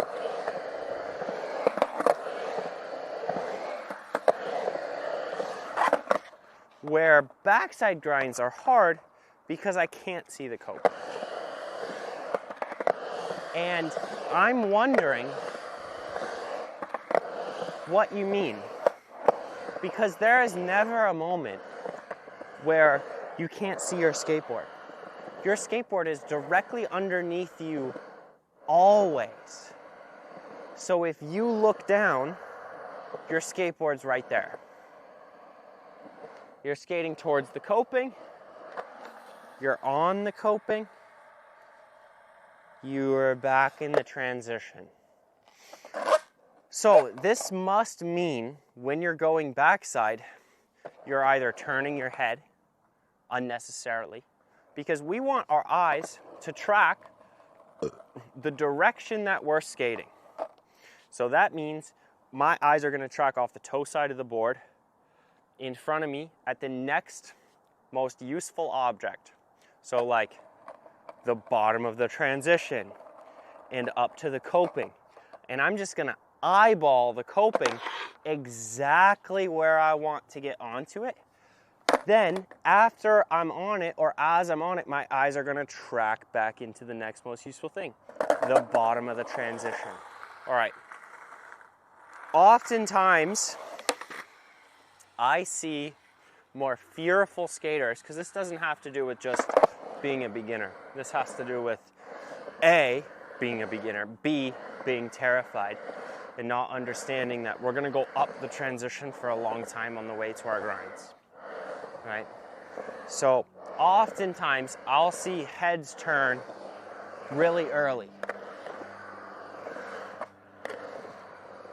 This, I believe, is because you wish you were already coming down. You just want to be safe and held by your mother and cradled and back on earth. But we're going to have to skate up the transition for a long time. Rushing back to the flat bottom isn't going to help anyone, and it's not going to keep you safe. I promise you that. Keep your eyes to the top of your kick turn, and then let your eyes come out of it after you get up there, okay?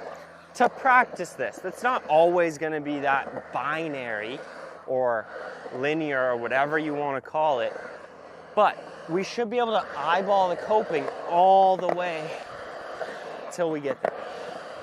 So that's issue number one. As a general rule of thumb, our eyes track off the toe side to the most important thing. Right? Okay.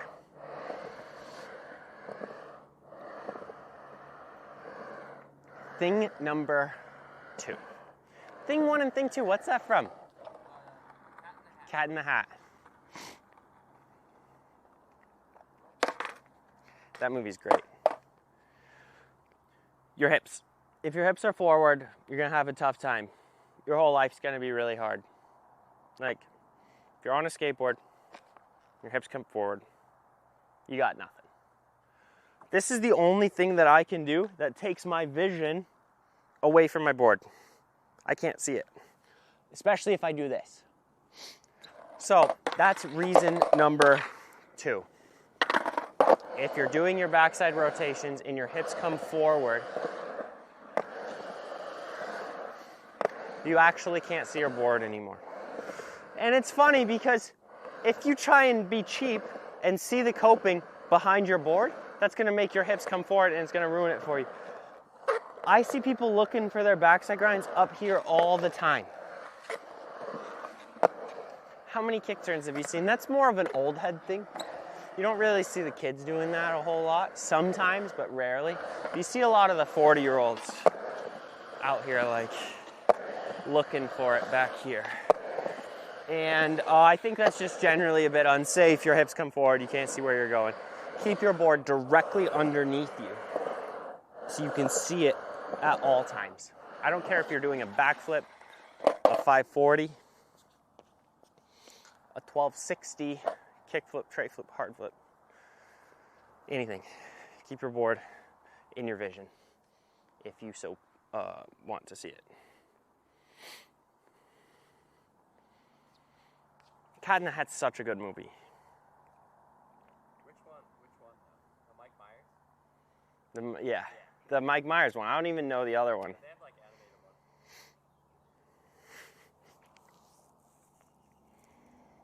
ones. That's 100% exactly what I do. There we go. Except not wanting to be cradled. Come on, it's okay. It's okay. Come here, bird. Come here. My tray flips are way behind me. We're doing some transition right now. Frontside Smith grinds. Okay, yes. Yes.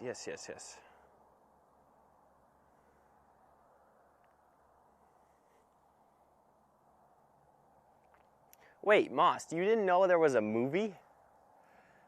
I didn't know there was a... No, I did know there was a book. It started as a book. Yeah, obviously. That's a Dr. Seuss one. Yeah. The movie is bonkers. The movie's insane. I want to watch it, like, again.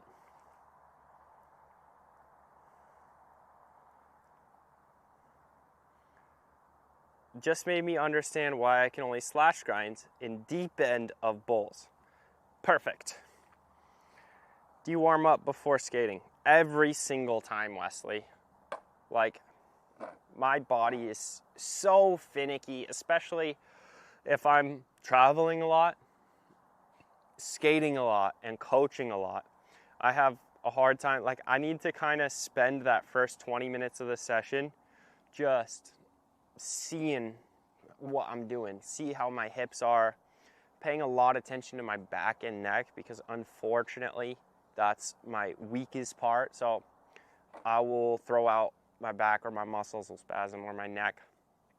The only way I can fix that is hitting the gym consistently, which I tend to not do. So took it real easy this morning, warmed up for like 30 minutes before we really got into reels. And then after that session, I knew we skated for like 4 hours, ate, hit the gym, then came here. So the gym is like so necessary for me to keep my back healthy. Yeah, Ender, of course. No comply. Let's skate transition for just a little bit longer. Then we'll touch on the tray flip, hard flip, no comply, whatever comes up over there. There was a very good question about the quarter pipe, and I can't remember what it was.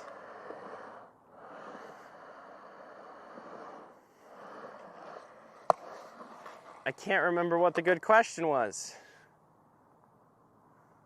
I wear New Balance 440 highs. I wear a lot of different New Balances though, honestly. They're very cool, and they send me shoes. I have New Balance golf shoes. I got some New Balance Grill Master 3000s, you know, those ones that the dads are always grilling in. I got some put on some earlier today. Brock called them grandpa sneakers. What I like about New Balance is they have like the fresh modern looks, and they also have that like OG, like, I'm not even kidding. I was grilling on my birthday for like 7 or 10 people. And I put those shoes on specifically to grill in them because that felt sick. So New Balance's range is out of this world. Smith grinds. That was the good question. Okay. Frontside 50s. No, we covered that. We covered that first one.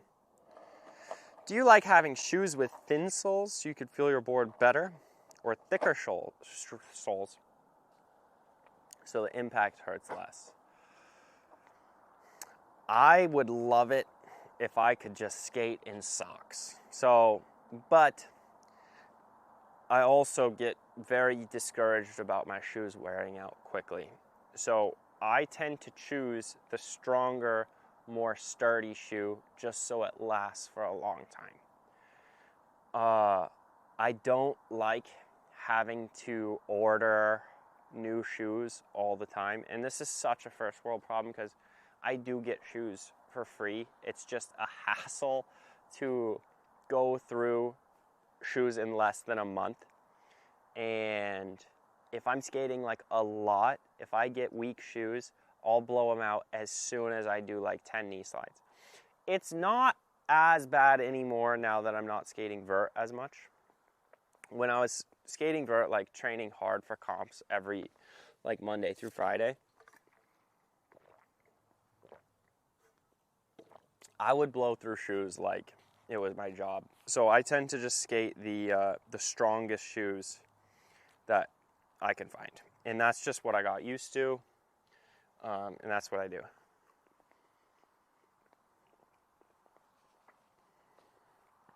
So I ride the New Balance highs. It seems to work pretty good. All right, let's touch on Smith grinds. Smith. Everyone's happy. Too early for switch, too much into skating. Nah, Angel, do it. Asking for numerics. They didn't know what I was talking about. Yeah, zoomies. Clean banana peel.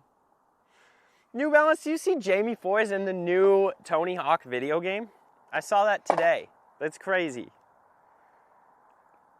No, thank you, CF. I'm happy that we watch it. How long till we skate on tram? All right. So,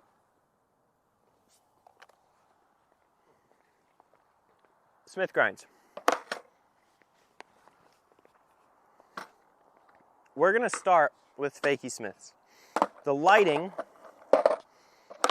is not very good over there for me, but let's see. Yeah, it's good enough. I want to practice this with fakie Smiths. Let's do one. Beautiful. Okay, so what people need to understand about Smith grinds is that there's not a weight distribution of 90-10 or 80-20. Because your feet are at an angle, meaning your front foot is lower than your back foot, people think that means there must be weight on your front foot. But look, is there weight on my front foot? Not at all. Okay, this is more like a Smith grind than, I mean, I'm just gonna fall into the ramp, but like, that's everyone's bail. That's everyone's bail. You get into the Smith grind, your nose drops, and you go off the front. That's like almost every single Smith grind bail I've ever seen. Unless you miss your back trucks, you end up in lip slide and you're ragdolling out. That's an option as well. Great option.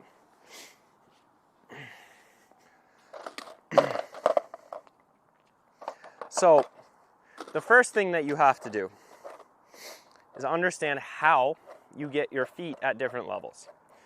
The easiest thing to do is just bring your feet closer together. That makes it very easy. If your feet are super wide, that's going to be hard to drop your front foot down without falling over it. Right? You end up in this position very easily. I also get nosebleeds like it's my job, so that's bleeding now. Ty, could you bring me like a nosebleed thing? Yeah, he's listening. He'll hear it in about 7 seconds because that's the delay. So let's start with that. All of our weight on the back foot with that front foot sitting low.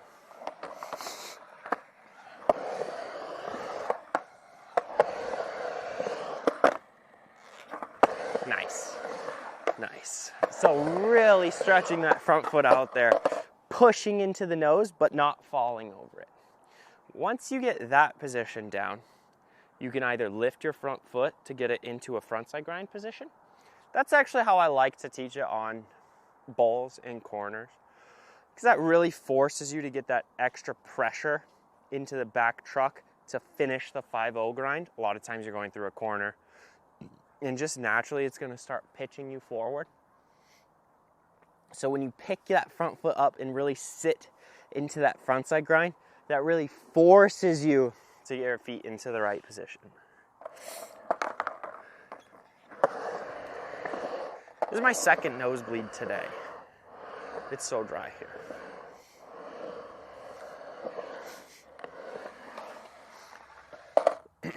So, let's talk about how to balance over one foot effectively. Because I'm telling you guys to push your other foot down, and to do that, you got to make sure you're standing on one foot. Thank you. I knew it was bound to happen. All right. My nosebleed technique rolls like this. Let's see if we can nail it. Sometimes it's hard to nail. We run the double fold, then we crease it sideways. This thing will plug it up, and then we rip the bottom off. Let's see. Look at that. First go. It's a little bit, it's kind of, oh no, it's just my mustache. All right. So to do a Smith grind, so I'm telling you, you got to hang 1 foot way below the front. So that means that we have to balance on our back foot. To do that, I want you to do this drill. Stand with your feet more than shoulder width apart. And understand that if you just pick 1 foot up, you're going to fall over the other one, right? If your head's in the center of your feet and you just pick it up, you're going to fall. So place your foot directly underneath your head, and then you can stand on it. This is something most people don't realize. They think you have to lean to balance over 1 foot. Yes, it works, but all I'm doing essentially is just putting my head over the top. The reason I like to move your foot is because it really shows you that you can stay still and change which foot you're balancing over. It's harder to comprehend that if you shift everything off backwards and forwards. And oftentimes that's going to mean that you start leaning accidentally. So where does this come in for Smith grinds? If I just shift my board so it's forward, now I can stand over my back truck very easily. If I don't do that and my board sits behind me, how most people skate, it's going to be very hard to stand over that back truck. Okay? So while we're skating, you can just shift your board forward and hold it like that. Or you can pair it, you know, I usually will pair it with a pump up the wall. That's like I'm pumping and reaching the board forward. But overall, my setup is a little bit pushed forward. I made that change in 2017. I remember it very clearly. I just realized I was skating in my neutral stance. My board was sitting a little bit too far behind me, and I didn't like it. So I popped it forward, and it made the biggest difference in my skating. That change has made the single biggest impact on my skating in the last 10 years. Hey, that back foot is sitting directly underneath my head at the top, and I can feel all my weight on it. If you want to grind like that, you can really do whatever you want. So that is my big Smith grind crash course. That's how I like to go about it. It is dry here, I'm not gonna lie.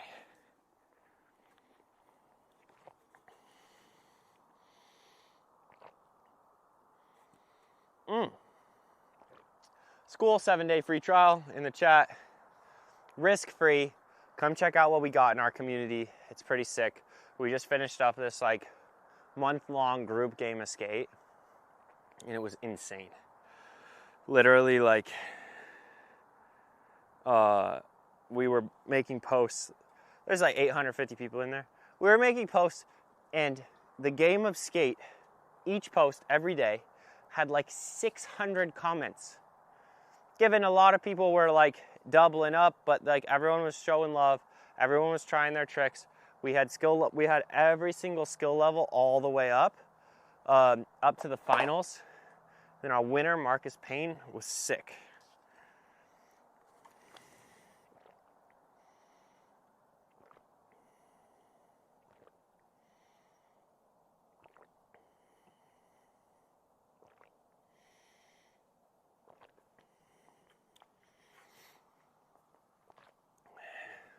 How do I get coaching in Australia? We haven't really locked in our Australia dates this year. Join our email list, join our online community, turn on post notifications, turn on story notifications. I don't know if you can, Tyler can put in chat what the best way to know. I don't know if you can like do a thing where you get like on a certain email list. But we're likely to go for a short period of time, somewhere around October on the sunny coast. So we didn't do drop-ins yet, and drop-ins are great. And someone asked for drop-ins, and I think drop-ins are like Ollies. Like, you could just never do too much drop-in content. So we're gonna keep it very short and very simple, because there's a lot of different skill levels, and we don't have to build it all the way up from scratch. We can leave you guys wanting just a little bit more,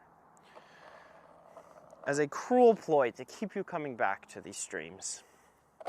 No, I'm serious. I think it's just better to start right here on the coping and cover some concepts.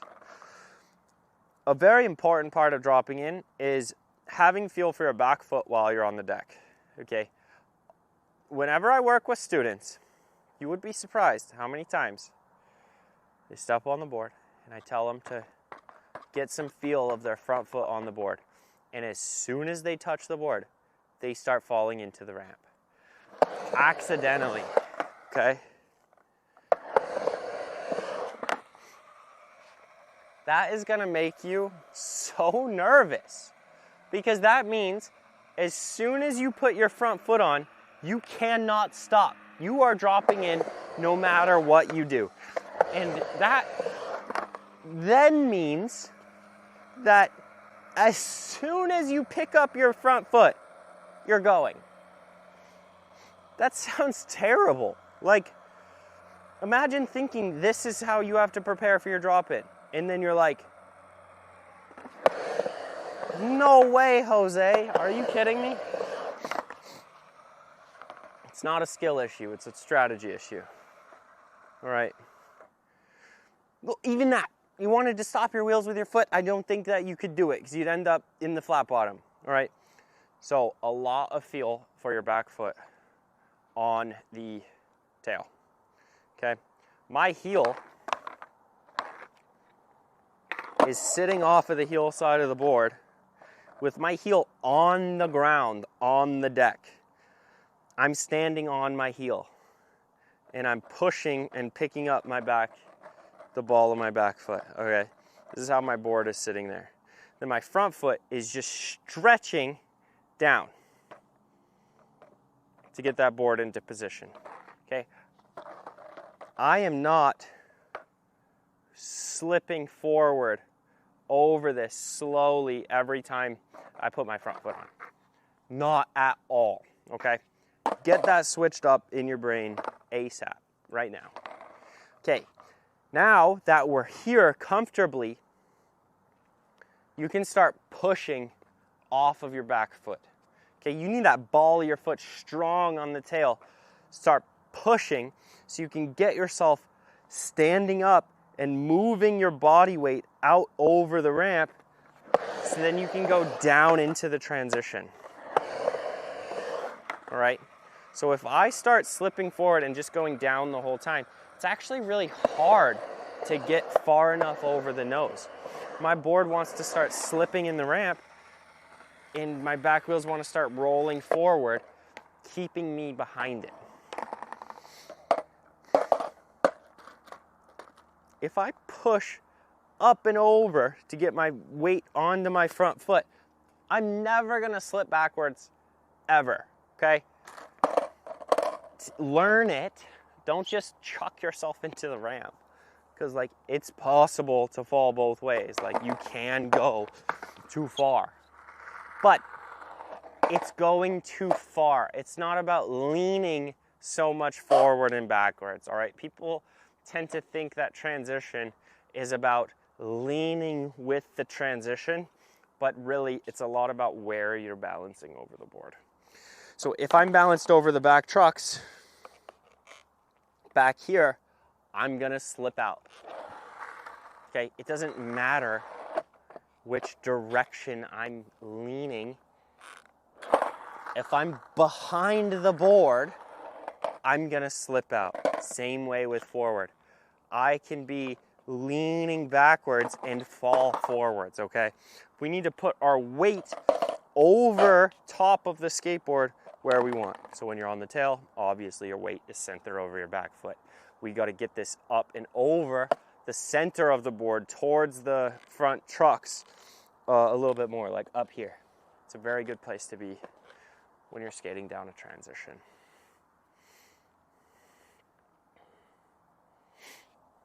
Thanks for the $5. Domp, no, he doesn't have a tripod, but we do have a gimbal that we just don't have set up. There's so much going on. We're trying our best here. All right. Roll-ins next. I'm down. There's a link in chat to sub to our email list if you want to make sure you get all the updated news on camps, coaching schedules, drops, product drops, or training program drops as well.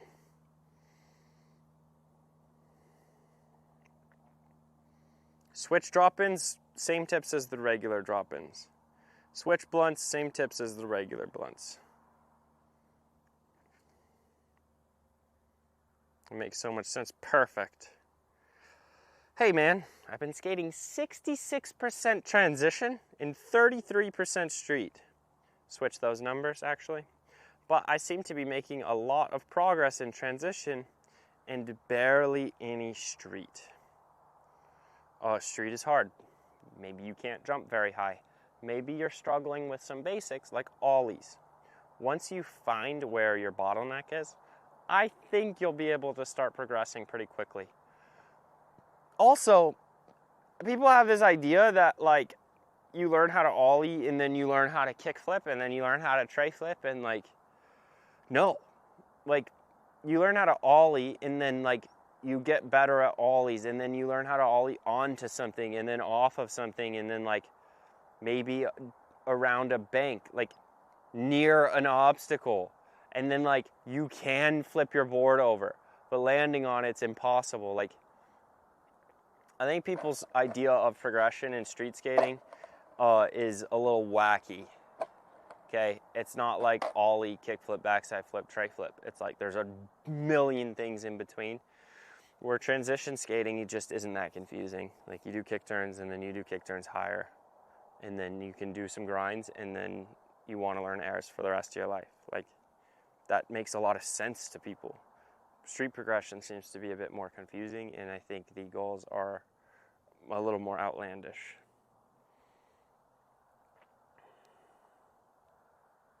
Adrian Rodriguez, frontside kick turns. We covered that first thing in this stream. Rewind that all the way and you'll have a good time. Matt Stroja is a legend. He's also a great member in our group, and I'm sure if you had any questions, you can at Stroja in the chat. Having some issues with front side, wanting to learn how to pop into coping more, back tails. That maybe is a day either on a wood or a smaller ramp or maybe a more advanced stream. I'm doing ollies, 50-50s, drop-ins. You know what? I'm not going to do ollie frontside grinds or backtails. But I'm going to do something sneaky that is very, very, very, very, very, very useful. That will help you. But it will also help everyone here. If you can if you can do ollies, ollie fakies, and rock to fakies, you can participate, okay? If not, just listen and study. Ollie, rock to fakie. All right, this trick is gonna change your life. So the hard part about ollie, rock to fakies is you have to get a few things right in tandem. You have to have an understanding for how transitions work. You have to have discipline to control your speed. Go at a regular speed you would for a rock to fakie.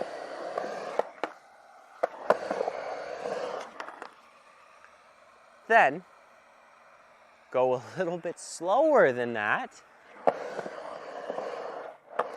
and pump up the transition into a rock to fakie. All right, you're gonna be going slow. You're going mad slow. It's gonna be weird visually, but pump up the transition and get to your rock to fakie.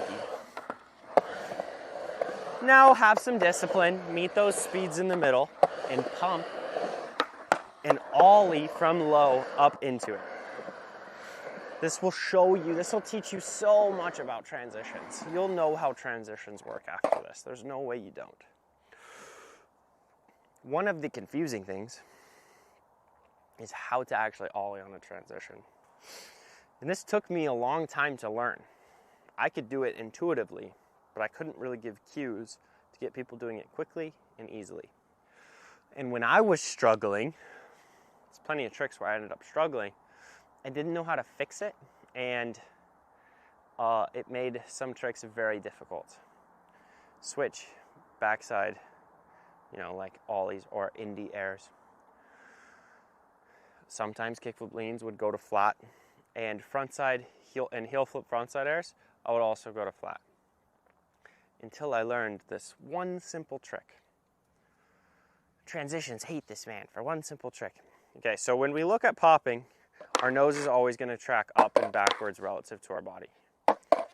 This is just a fact. So that means our front foot needs to track up and backwards relative to our body, towards our back shoulder, maybe our center line, somewhere in between. Like towards the 6Skate IQ logo on this t-shirt that we have here. Which hat do I have on? I love this hat. This gets more complicated when you're up on a transition. I bet the class could tell me which direction this nose is going to pop. Out and backwards and like a little bit down the transition. Right? That's confusing. How do we pop from this position? Okay? This took me a really long time to figure out. When you're on a transition, you have to ignore the fact that you're on a transition and still just bring your front foot up relative to your own body. It's the same motion as before. Visually, it looks different because you're pulling your front foot back and away from the coping where you want to go, and your front foot is really moving flat towards the ground compared to up and away from the ground. But as far as physics are concerned, it's all the same. You got all this energy locked, planted into the ground. You got some G-forces working up the transition. For like what physics for gravity cares about is that you have weight into the ground. And then you just do an ollie the same as you usually would. And it all works the same. Since you have forward speed, your board will come with you. It does get a little bit different on big transitions because that board will start slipping down away from you, but it depends on your pump. We don't need to get into that. It is essentially the same thing. Ollie rock to fakie with your nice speed, good pump, and pulling your front foot up towards your back shoulder will be life-changing, all right? Took me a long time to learn this switch, and I still suck at it. Trying to unjinx myself. Yes, did it. Okay. I promise if you try it switch, you're gonna struggle getting the tail to the ground because your front foot is gonna be addicted to trying to get up to the rock. Okay, and if you bring your front foot forward, you're just not gonna be able to lift your front foot high enough to get the tail all the way to the ground. Because you're gonna have to pop it this way. I swear to God, that is the transition hack. Linking your pump to that motion, to your jump, you're gonna be able to do everything with some practice. The chat should be freaking out about that. That's like, if you guys don't know what you just watched, like, watch it again, practice it. Like, it is the thing. Like, that is the thing for transitions. Frontside ollies, backside ollies, ollie rock to fakies, lip slides, kick flips, everything. Switch airs, like, that's the sauce. All right, save that clip. Someone clip the last 5 minutes and pin it and watch it over and over. Okay, this looks like we're about done on transitions here. So let's go back to the street. Let's go back to the street, touch on a few things, and then see where we're at.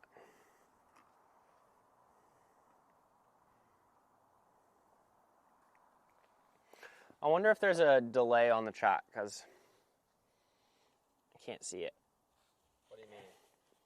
Well, I can't see it by, I just don't know how much delay there is. There isn't a way for me to figure that out.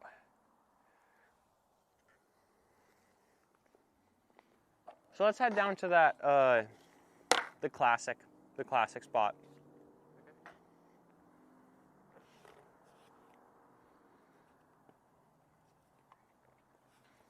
This stream setup is so cool. Yeah, I can grab your phone. Oh. Battery hasn't either. Battery's chilling. Yep. My batteries are chilling. I'm doing good. Chat seems like they're doing good.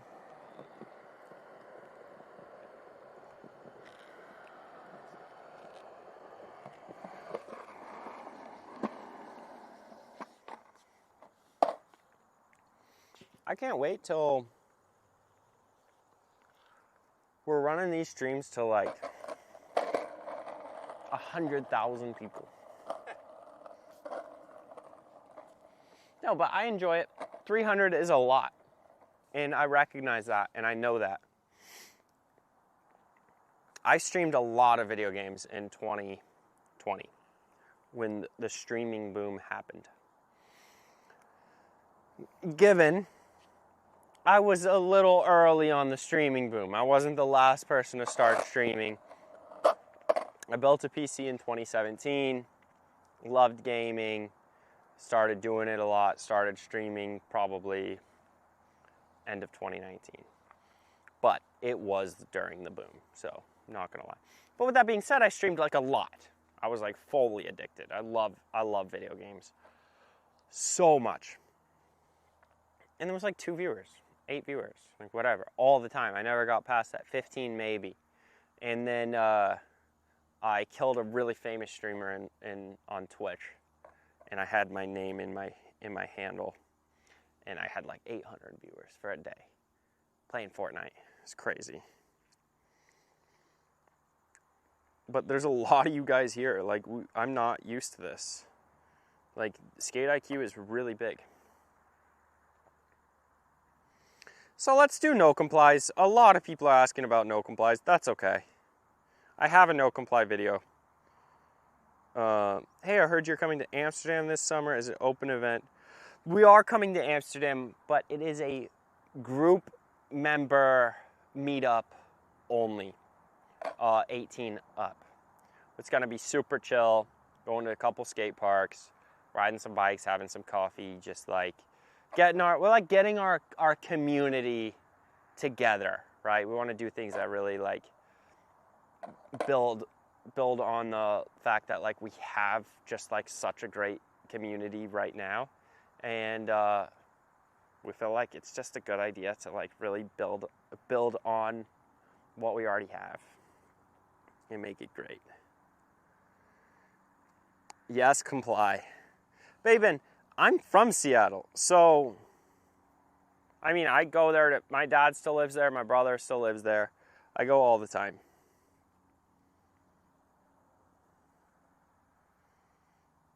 Hi, I'm from Kirkland, near Totem Lake. Banana Axe. I'm from Kirkland. I was born at Evergreen Hospital, off the 405, right by, I was raised near, like, Helen Keller Elementary over there. Like, my sister went to Winnetka High School. Did high jump at Winnetka High School. Then I moved to California. All right, no complies. No comprende. I love no complies. I'm not very good at them, but I love them. I think they're fun, and I think they're an intuitive trick, and like when I'm just messing around, like a proper mess around, no complies always come out. Timing and weight distribution is going to lead the charge. So when I say timing, I mean how are we leaving the ground? Okay, the most important thing is that we pair our jump with our foot plant. That means that we're not planting our front foot on the ground and then pushing into the tail and trying to spin it and jumping back on the board. Like, sure, if you just want to like feel a no comply, what it might feel like, get the visual down and skate out of it. I don't really care, that's part of the progression. But once you start trying them legitimately, hang your front foot off the heel side. All right, let me turn around so you can see that. Hang your front foot off of the heel side so you can slip it, right? You see how it can slip pretty easily? I can just push it to the ground. Bah, bah, bah. It's that hard slip motion is really what you're gonna be doing. You wanna pair that slip with your jump, right? So I get down in my squat, then I start jumping and rotating, and then slip. And you can see my board just flew in the air. I was just showing you what I'm doing, pushing into my back foot, pushing into that evenly distributed feet, and then slip. And the board just wants to pop, okay? That's, skateboarding is done in the setup. We're loading it properly, then everything happens. So now we just jump. We literally just jump properly and see what happens. Full experimental mode, whatever. Jump. Crazy, board flies in the air. I'd rather your board fly up in the air than be stuck to the ground with your front foot on the ground. All right, so it flies too much. Now all we gotta do is push our back foot in the direction we wanna go. So as we jump, as we slip, bah, push your back foot forward. Avoid pushing your back foot too far towards the direction you're going. People think that's how rotating works on skateboarding. Push your back foot more towards, like, in this case, towards the camera. Right, that will get it to spin underneath you. Bah. I hit my knee. And there you have no complies. I don't know how to get them to not over-rotate. So I'm going to ask a question to you guys. Do a straight no comply? I guess that's a no comply 180, right? No, like what I was doing. Is that just called a no comply? No comply 180. I can't do them straight. I don't know how. And I don't want to figure it out. I have a question for you guys. Delay's at about 10 seconds, so I'll wait 30. My no complies over rotate, and I cannot figure out why. If you could give me some tips to get them to rotate less, but still pop the same, that would be great.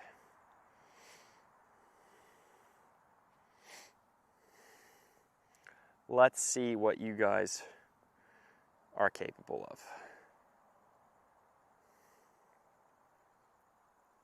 Thank you, Matthew. You're awesome. Backside would mean toe drag over a red parking lot. Yeah, parking block. I could do them straight because I would just smash my board into it. Twist the hips, not the leg. Do you mean the front foot is twisting and I need to twist like this? Or do you mean my back foot towards tail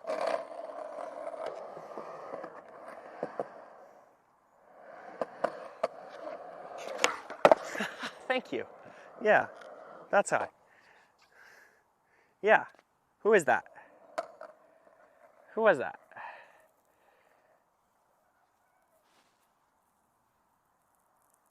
Chris.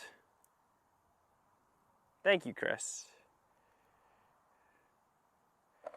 Yeah, that worked like a charm. So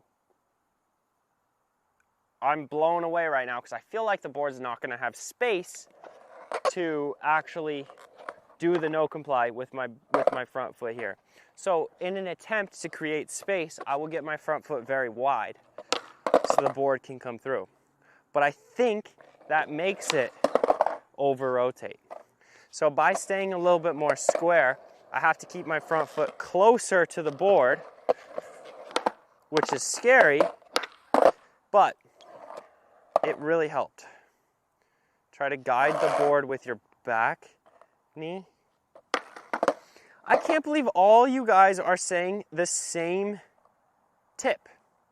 You guys all really understand this trick. That's very surprising to me. So open your back hip. I mean, that's just such a great tip. That just really helps. So I was doing more of like a no comply 360 strategy.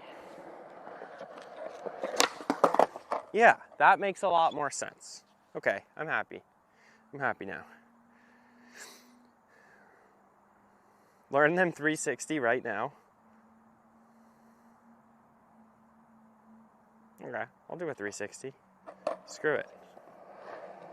You gotta let the nose hit your knee. I'm not letting my nose hit my knee. I love no complies, but not that much. Matisse, what's good? Tips for getting the board to follow on kickflip front 50s. Let me try one more no comply 360. I cannot do that because I'm not jumping. I'm like thinking about it. I get stuck in thinking brain too. All right. That was a good one. That spins so fast. I can't believe that's how I was doing no complies before. Of course they were over rotating.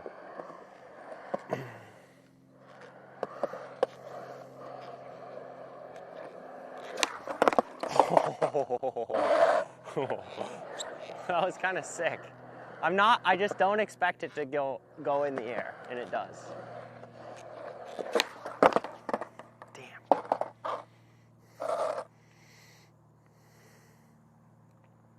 Learn backside no comply. Try bending your foot less. Whose foot? You mean bending your foot? Bending your knees? That's crazy. The timing is so hard for me on the 360. We're gonna do, I will trust it. We're gonna take 2 minutes. I gotta pee. I'm sure Brock also needs something, like a sip of water or whatever. We're just gonna turn it on, be right back for a minute, and then we will come back and finish up this stream nice and strong. Okay? Have some faith that we'll be right back. Let's see.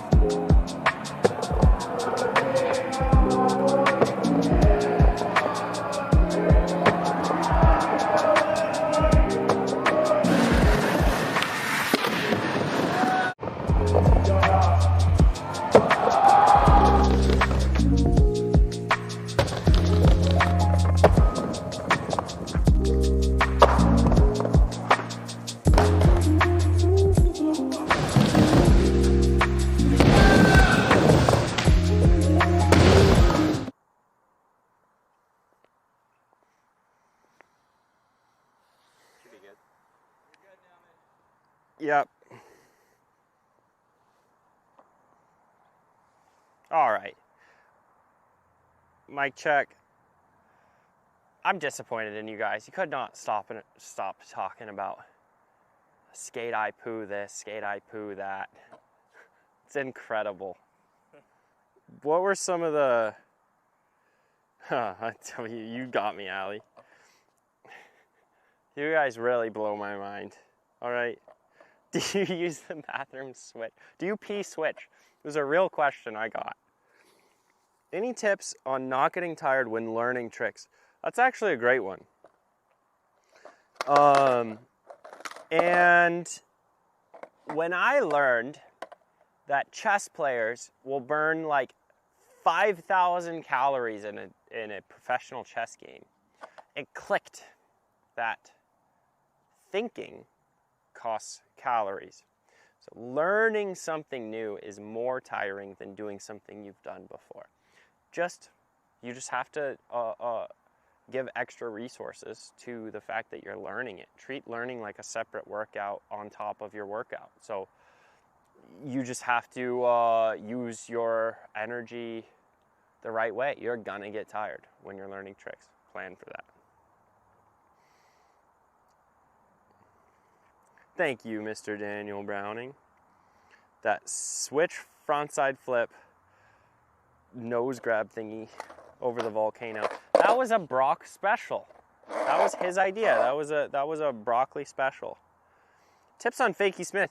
Bro, I did fakie Smith earlier actually. We spent a long time on it. So just rewind it and have a day. Timing flip tricks. Maybe not right now. Skate IQ, I have a question.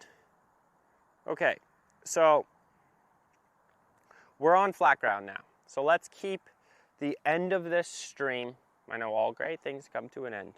Let's keep the end of this stream on some solid flat ground tricks. I want to really try to be as useful as I can as we close down this lovely evening that we've had here together. We will do longer streams.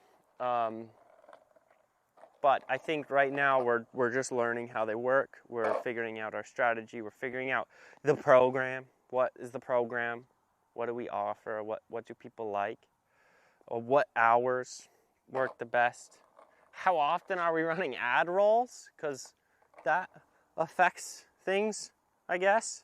But, you know, help us out. Watch that every once in a while. It really is how we can do this. So we give to you by the three of us coming out here, working our faces off, answering all your questions at your beck and call. You can just watch like a 15-second ad and not freak out.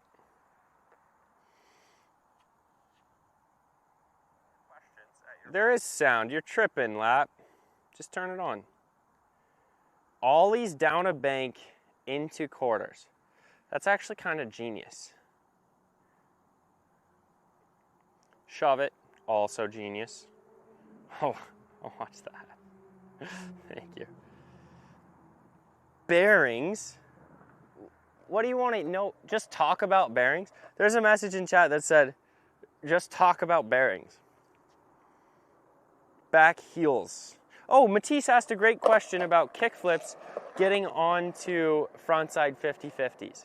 So this leads us to just so many great things because that is a meta skill that you'll really need. There's this bee or something on the ground and I don't know, something feels wrong about murdering it live. I'm not gonna hurt the bee. So we're gonna take great care of this little guy and get him out of the way so I don't roll over him. But he's got a big stinger. I can get him if you want.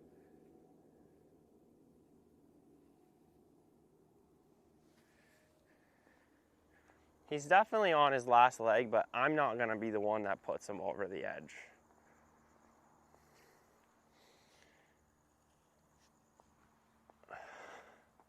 Dude's struggling.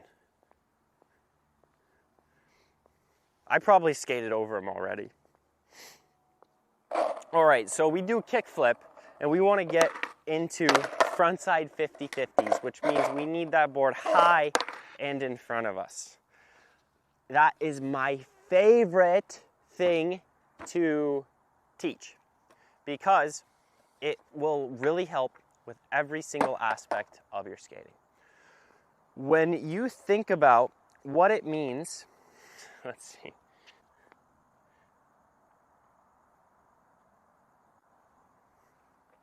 When you think about what it means to pick up your ollies and all this stuff, that all happens out in front of you.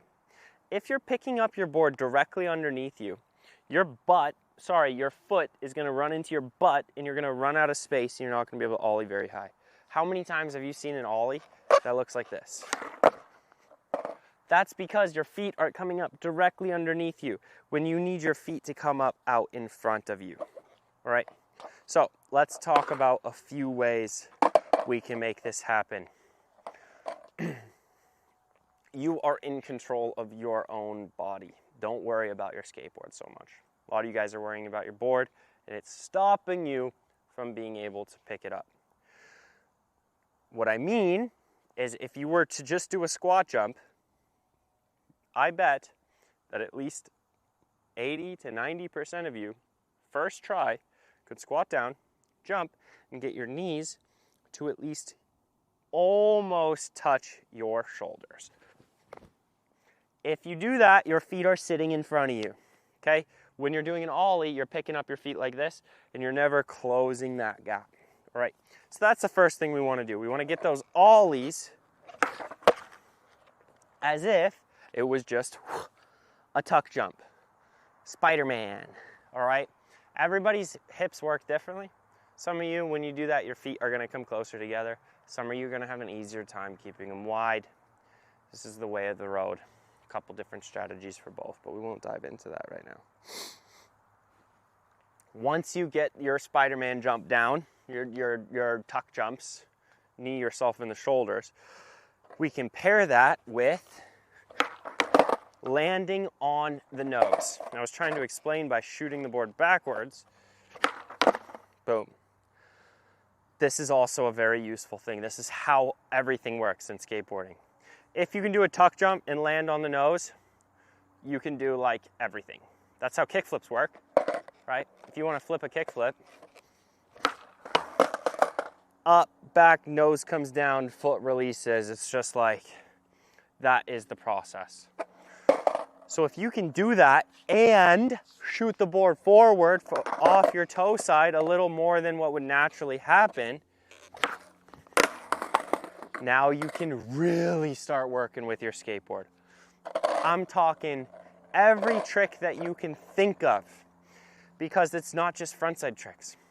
When you go backside, your board is also sitting right there. That is the spot. If you can bring your board up in front of you and get your nose low, oh man, are you a good skateboarder. So that's what you should practice if you want to do kickflip front 50s. Can you do kickflip and have that board out in front of you like you're doing a tuck jump? Then you just change your angle and you're chilling. That kind of stuff excites me because that's like real progression. That's really how you get better. You work on things like that.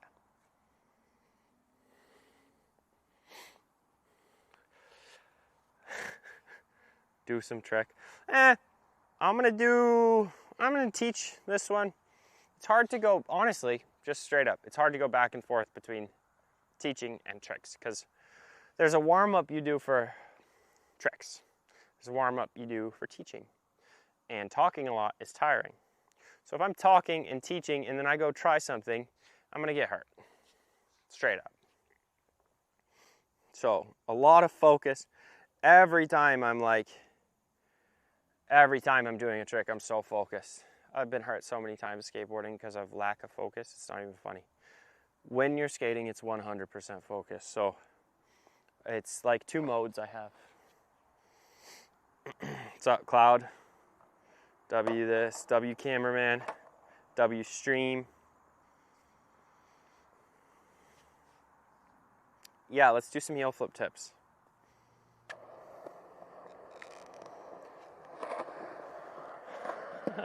So for heel flips, a lot of times people run into this problem where their board sits behind them off of their heel side. Like, for instance, when you flip it, something like this might happen.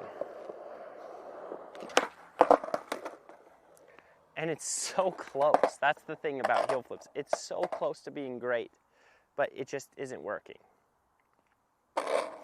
So let's take a step back, because that's like an intermediate issue. You can do heel flips, you're close to landing them, but it's not like, if you like literally can't get the board to flip, what do you even do? And I'm gonna use a cue on this one. I'm not gonna go super into like everything that you need to know and do to have good heel flips. I think that's overkill. Set up with your feet like so. So your back foot is on the heel side of your tail, your front foot, your toes are hanging off. And when you jump, spread your feet out. Wow. That's a great way to go about it. It's like a handful of darts at a board kind of method. A handful of darts at a skateboard. But it's a good cue. It helped with my nollie heels. It got me started. It's not like everything, but it's good enough. If you're having trouble where that board is slipping off the heel side, I want you to notice two things. The first thing I want you to notice is load your feet evenly. Evenly distribute the weight between your feet. Because it's easy to start this heel flip and then getting too much on your front foot and you start falling off your toe side. And then when you jump, board's just gonna fly backwards. There's no way around it. If you start loading your back foot more, that will make it easier to jump straight up. That will make it easier to keep the board right underneath you. Number 2, sit in the chair. Okay, see, when you sit in a chair, your hips slide back, your upper body comes forward. It's very simple. My weight is not over my toes right now. That's just the plain fact. Sit in the chair when you are prepping for your heel flip. And that will make it easy to get behind it when you flip. If you can flip your heel flips off your toe side, you're cruising. Cruising for a bruising, baby.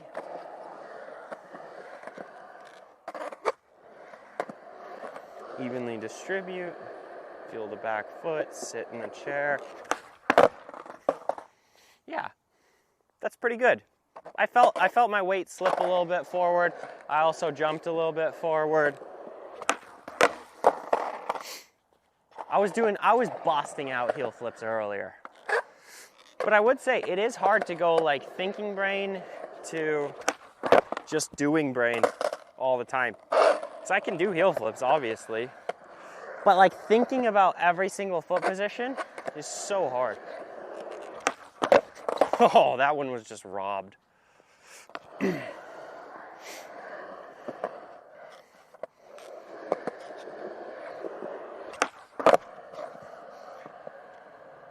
Heel flips. Sit in the chair.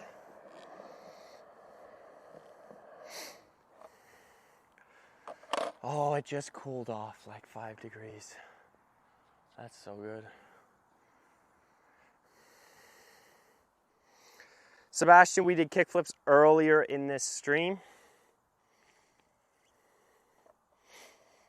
Ooh, backside heel flips. What's the last trick you took a slam on? Kick turn. Almost knocked myself out on a kick turn.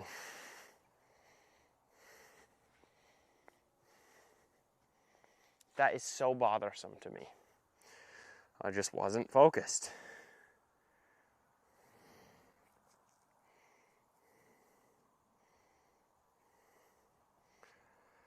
You guys want shove-its? I can give a quick tip for shove-its.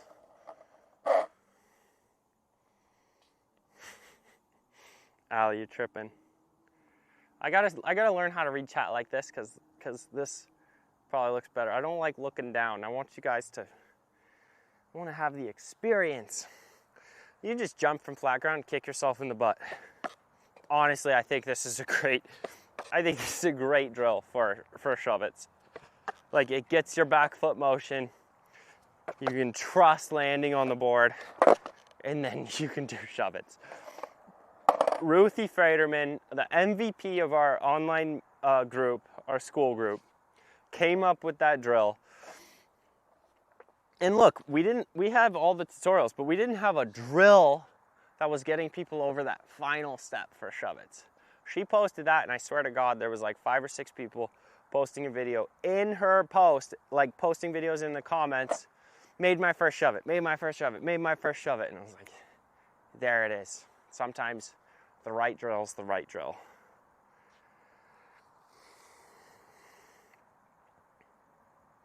Frontside shoves are hard. How is popping out of a bank different? Oh, there's a 7-day free trial in the chat, school.com. You can join risk-free, check out what we got in there, introduce yourself, meet all of our members, check the member map. We got probably, honestly, about half the members in the United States, about half in Europe, and then, you know, there's like maybe actually 10 or 15% spread out all over the world, but a lot of the US and Europe. Pop it, pop it, pop it. Frontside flips, land 90 degrees. We have a great frontside flip video, YouTube long form. I think I'm not good enough at frontside flips to teach them to a 5-year-old. So we would go through like a whole process right now to get them. And I forget what the main tip was. There was like one thing that really locked them in. Do you remember what that was, Brock?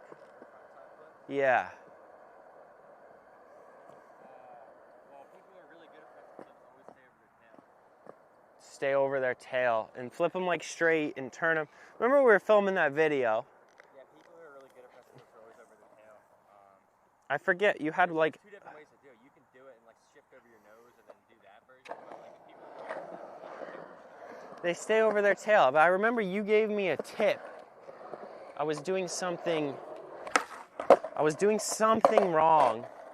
I can't remember what the tip was that made them just like mint. But it's definitely in the YouTube video for our frontside flips. I highly recommend watching that. I can give one a shot just to see if I still got them. What was it? That's pretty good. But I tend to do like the frontside reaver out. I tend to not rotate it all the way, and I just don't think that looks. I don't think that looks that good. They've always been such a high effort trick for me. I can't remember.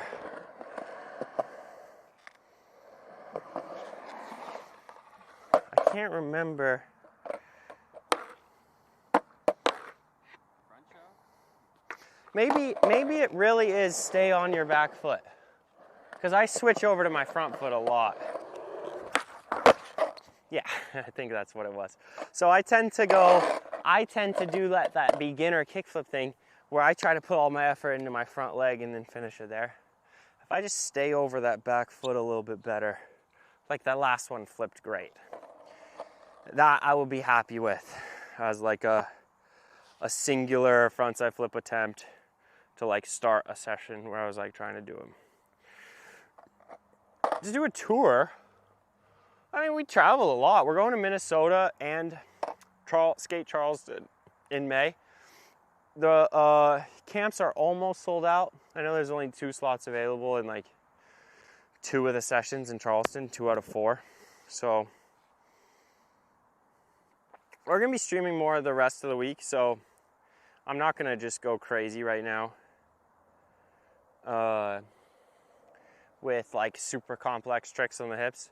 The stream is just about coming to an end. You guys doing some maintenance? Well, the mic's up out of that, so I just got it just in case. Okay, I think we'll be okay.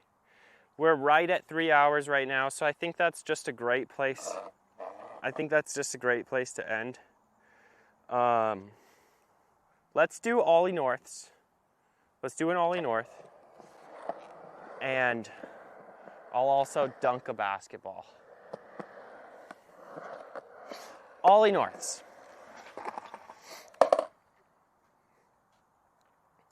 It's just as much about getting your nose low as it is about getting your tail high. So if you can't do this, you will not be able to Ollie North. I mean, that's just a fact. Like, get on your board, Ollie, and land over your nose. For sure. That is like the foundation, okay? You can also pull your board back a little bit extra with your back foot. And just as an easy cue, start your Ollie with your front foot very close to your nose. And then you sort of just do a regular Ollie. I know that's true in the way it feels, but I also know I make adjustments that I can't feel, because I can't really do them switch. So that's gonna happen to you, because that's like a regular skateboarder who's been skating for 5 years who can Ollie. I bet I just need to work on my switch Ollies and get them good enough. See how my back foot doesn't have a strong connection at the top? I think Ollie Norths are about the back foot connection at the top more than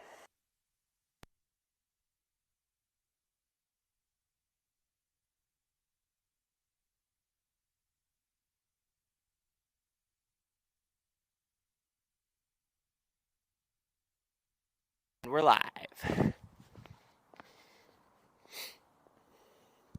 Look, we think of everything. We think of everything, guys. Dead mic, we got another mic. Don't worry about it. I need to go pee, we got a screen for that. Nosebleed, we got tissues. Hungry, we got eggs. So, Ollie Norths are an easy one and a complex one. If you've been skating for 10, 15 years, you have great Ollies. They're a piece of cake. You just do it.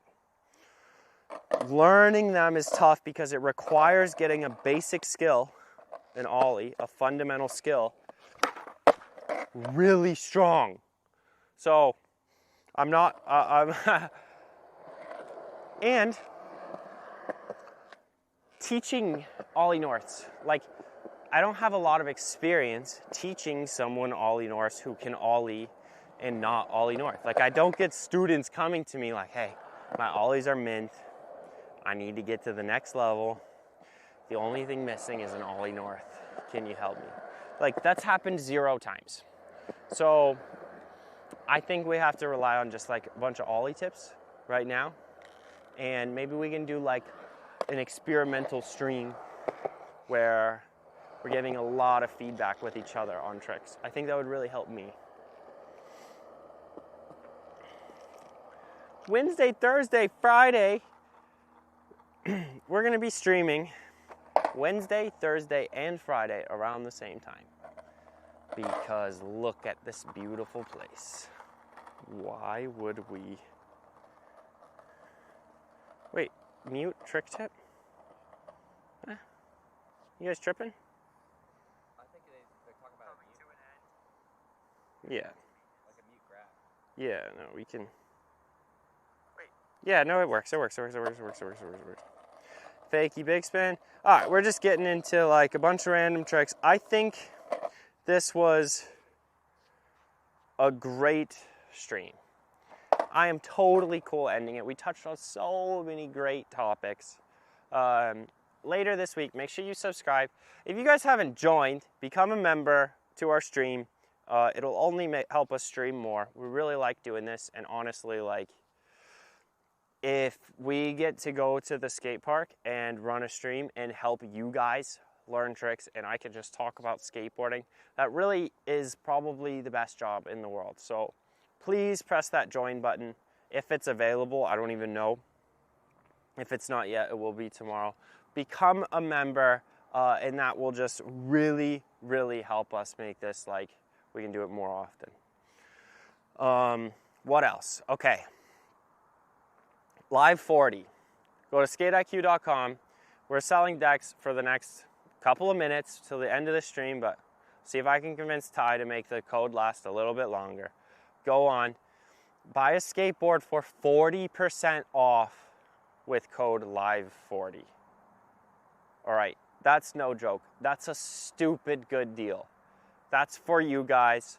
We do our best to keep international shipping prices low, but we're doing the best we can. All right, you guys get it. If you're in Minnesota or in Charleston, make sure you snag one of the last slots available in our skills camps. Check out our website. We have a lot of great training programs. We talked about ollies. We talked about kickflips. We talked about 50-50s and transitions and all these things in this stream. But we can only just touch the surface on concepts. All right? If you want homework, if you want to know what to do every single time you go to the skate park for the next 6 weeks, 3 months, 1 year, whatever, go check out our programs, and you'll be very, very pleasantly surprised with how simple it is to follow them and how much better you'll get. I've become a better skateboarder just by making the programs and filming them and working on them myself. I'm a lot stronger on my skateboard. That is all the talking points. Thank you for watching. I'm gonna dunk this thing, and then when I dunk it, Tyler's gonna end the stream. How does that sound? It's like a, ooh, not bad. Does that sound good? Okay. See you guys. Boom.